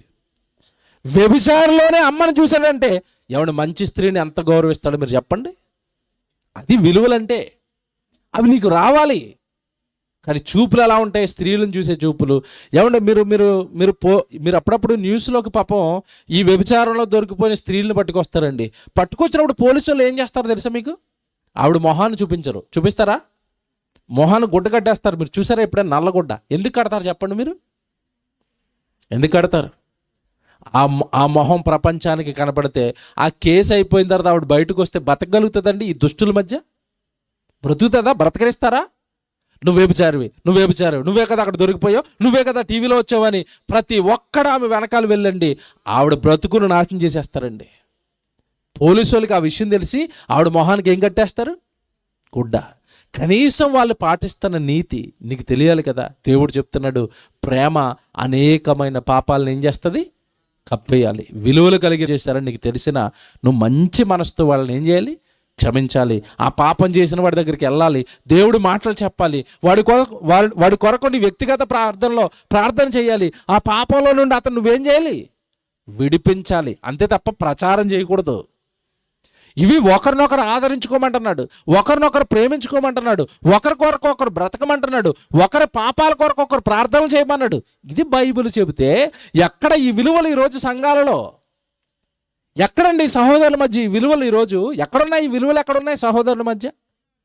కనుక దేవుని పిల్లలారా, మీరు బైబిలును బాగా ధ్యానిస్తే, బైబిలును బాగా ఆలోచిస్తే విలువలు అర్థమవుతాయి. దేవుడు అర్థమవుతాడు. దేవుడు ఎంతటి సంస్కారాన్ని సమాజానికి నేర్పించాడో మీకు అర్థమవుతాడు. కనుక ఉన్న సమయానుకూలతను బట్టి చాలా విషయాల మీద చెప్పాను.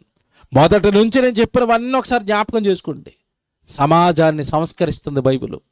నైతిక విలువలు నేర్పుతుంది. ప్రజలందరూ సన్మార్గంలో ఉండాలని కోరుకుంది. ఒక మనిషి కనుక బైబిల్ను మనసు పెట్టి చదివి నేను పాటించాలి అని కనుక అతను కూర్చుంటే అతనిలో మహాత్ముడిని చూస్తాం, అతనిలో దైవాత్మను చూస్తాం. అతన్ని చూడగానే ప్రజలందరికీ ఎవరు గుర్తొస్తారు అంటే దేవుడు ఇలాగే ఉంటాడండి, దేవుని పిల్లలు ఇలాగే ఉంటారండి, దేవుని కుమారుడు ఇలాగే ఉంటాడండి, దేవుని కుమార్తె ఇలాగే ఉంటుందండి. మనల్ని చూడగానే సమాజానికి దేవుడు జ్ఞాపకం వస్తాడు. సమాజానికి దేవుడు జ్ఞాపకం రావాలి. మధ్యకాలంలో ప్రవీణ్ పగడాలని ఒక ఆయన్ని యాక్సిడెంట్ అయిపోయి చనిపోయారు. కొంతమంది చంపేశారు అంటున్నారు. ఏం జరిగిందో దేవుడికి తెలియాలి. కానీ అది అయిపోయిన తర్వాత అండి ఆయన సతీమణి భార్య మీడియా ముందుకు వచ్చింది. ఆవిడ నిజంగా ఆ సిస్టర్ మీడియా ముందుకు వచ్చి మాట్లాడిన మాటలు మీరు విన్నారో లేదో? అప్పట్లో ఏం జరిగిందో మాకు తెలియదండి. కానీ ఈ కేసులు, కోర్టులు, గలాటాలు ఇక్కడ వద్దండి. ఒకవేళ ఆయన్ని ఎవరైనా చంపేసి ఉంటే వాళ్ళు మేము ఏం చేస్తున్నాం? క్షమిస్తున్నాం అన్నది. ఏ స్త్రీ అయినా అంటదండి. ఆవిడ బైబిల్ పట్టుకుంది కాబట్టి అన్నది. బయట స్త్రీ ఏ స్త్రీ అయినా నా భర్తను ఎవడు చంపేశాడో అతను ఏం చేయాలా? చంపేయాలా, ఉరి తీయాలా, రోడ్డు మీదకి లాగేయాలా అంటారు. ఆవిడ అలా అనలేదండి. అలాగే సోనియా గాంధీ గారు మీకు తెలుసు కదా, ఆ సోనియా గాంధీ గారి భర్తను కూడా అలాగే చంపేశారు.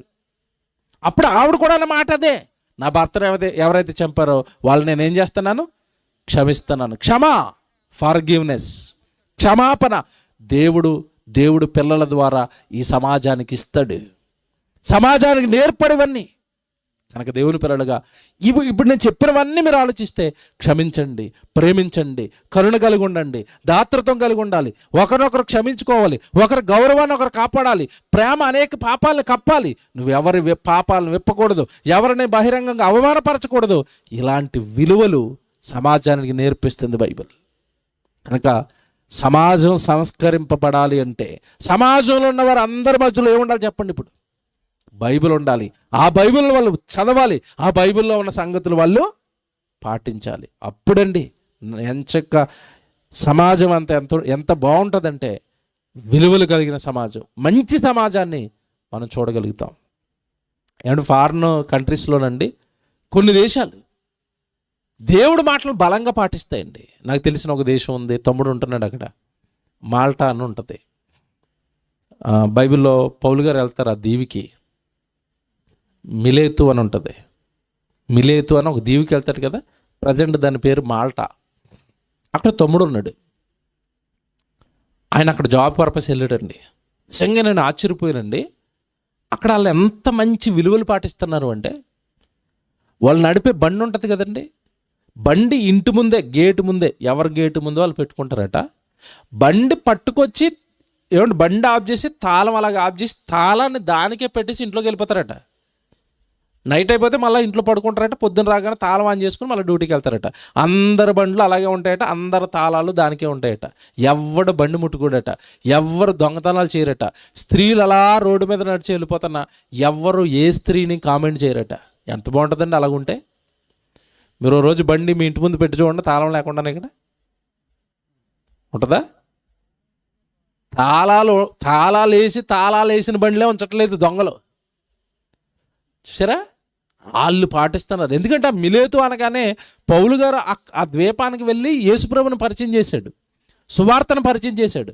పరిచయం చేసిన వెంటనే వాళ్ళు మారిపోయారండి. మారిపోయి యేసుప్రభు చెప్పిన బాటలు నడుస్తున్నారు. వాళ్ళు దొంగతనాలు చేయరండి, స్త్రీలను ఏడిపించరండి, వ్యభిచారాలు చేయరండి, నేరాలు చాలా తక్కువ శాతం అట.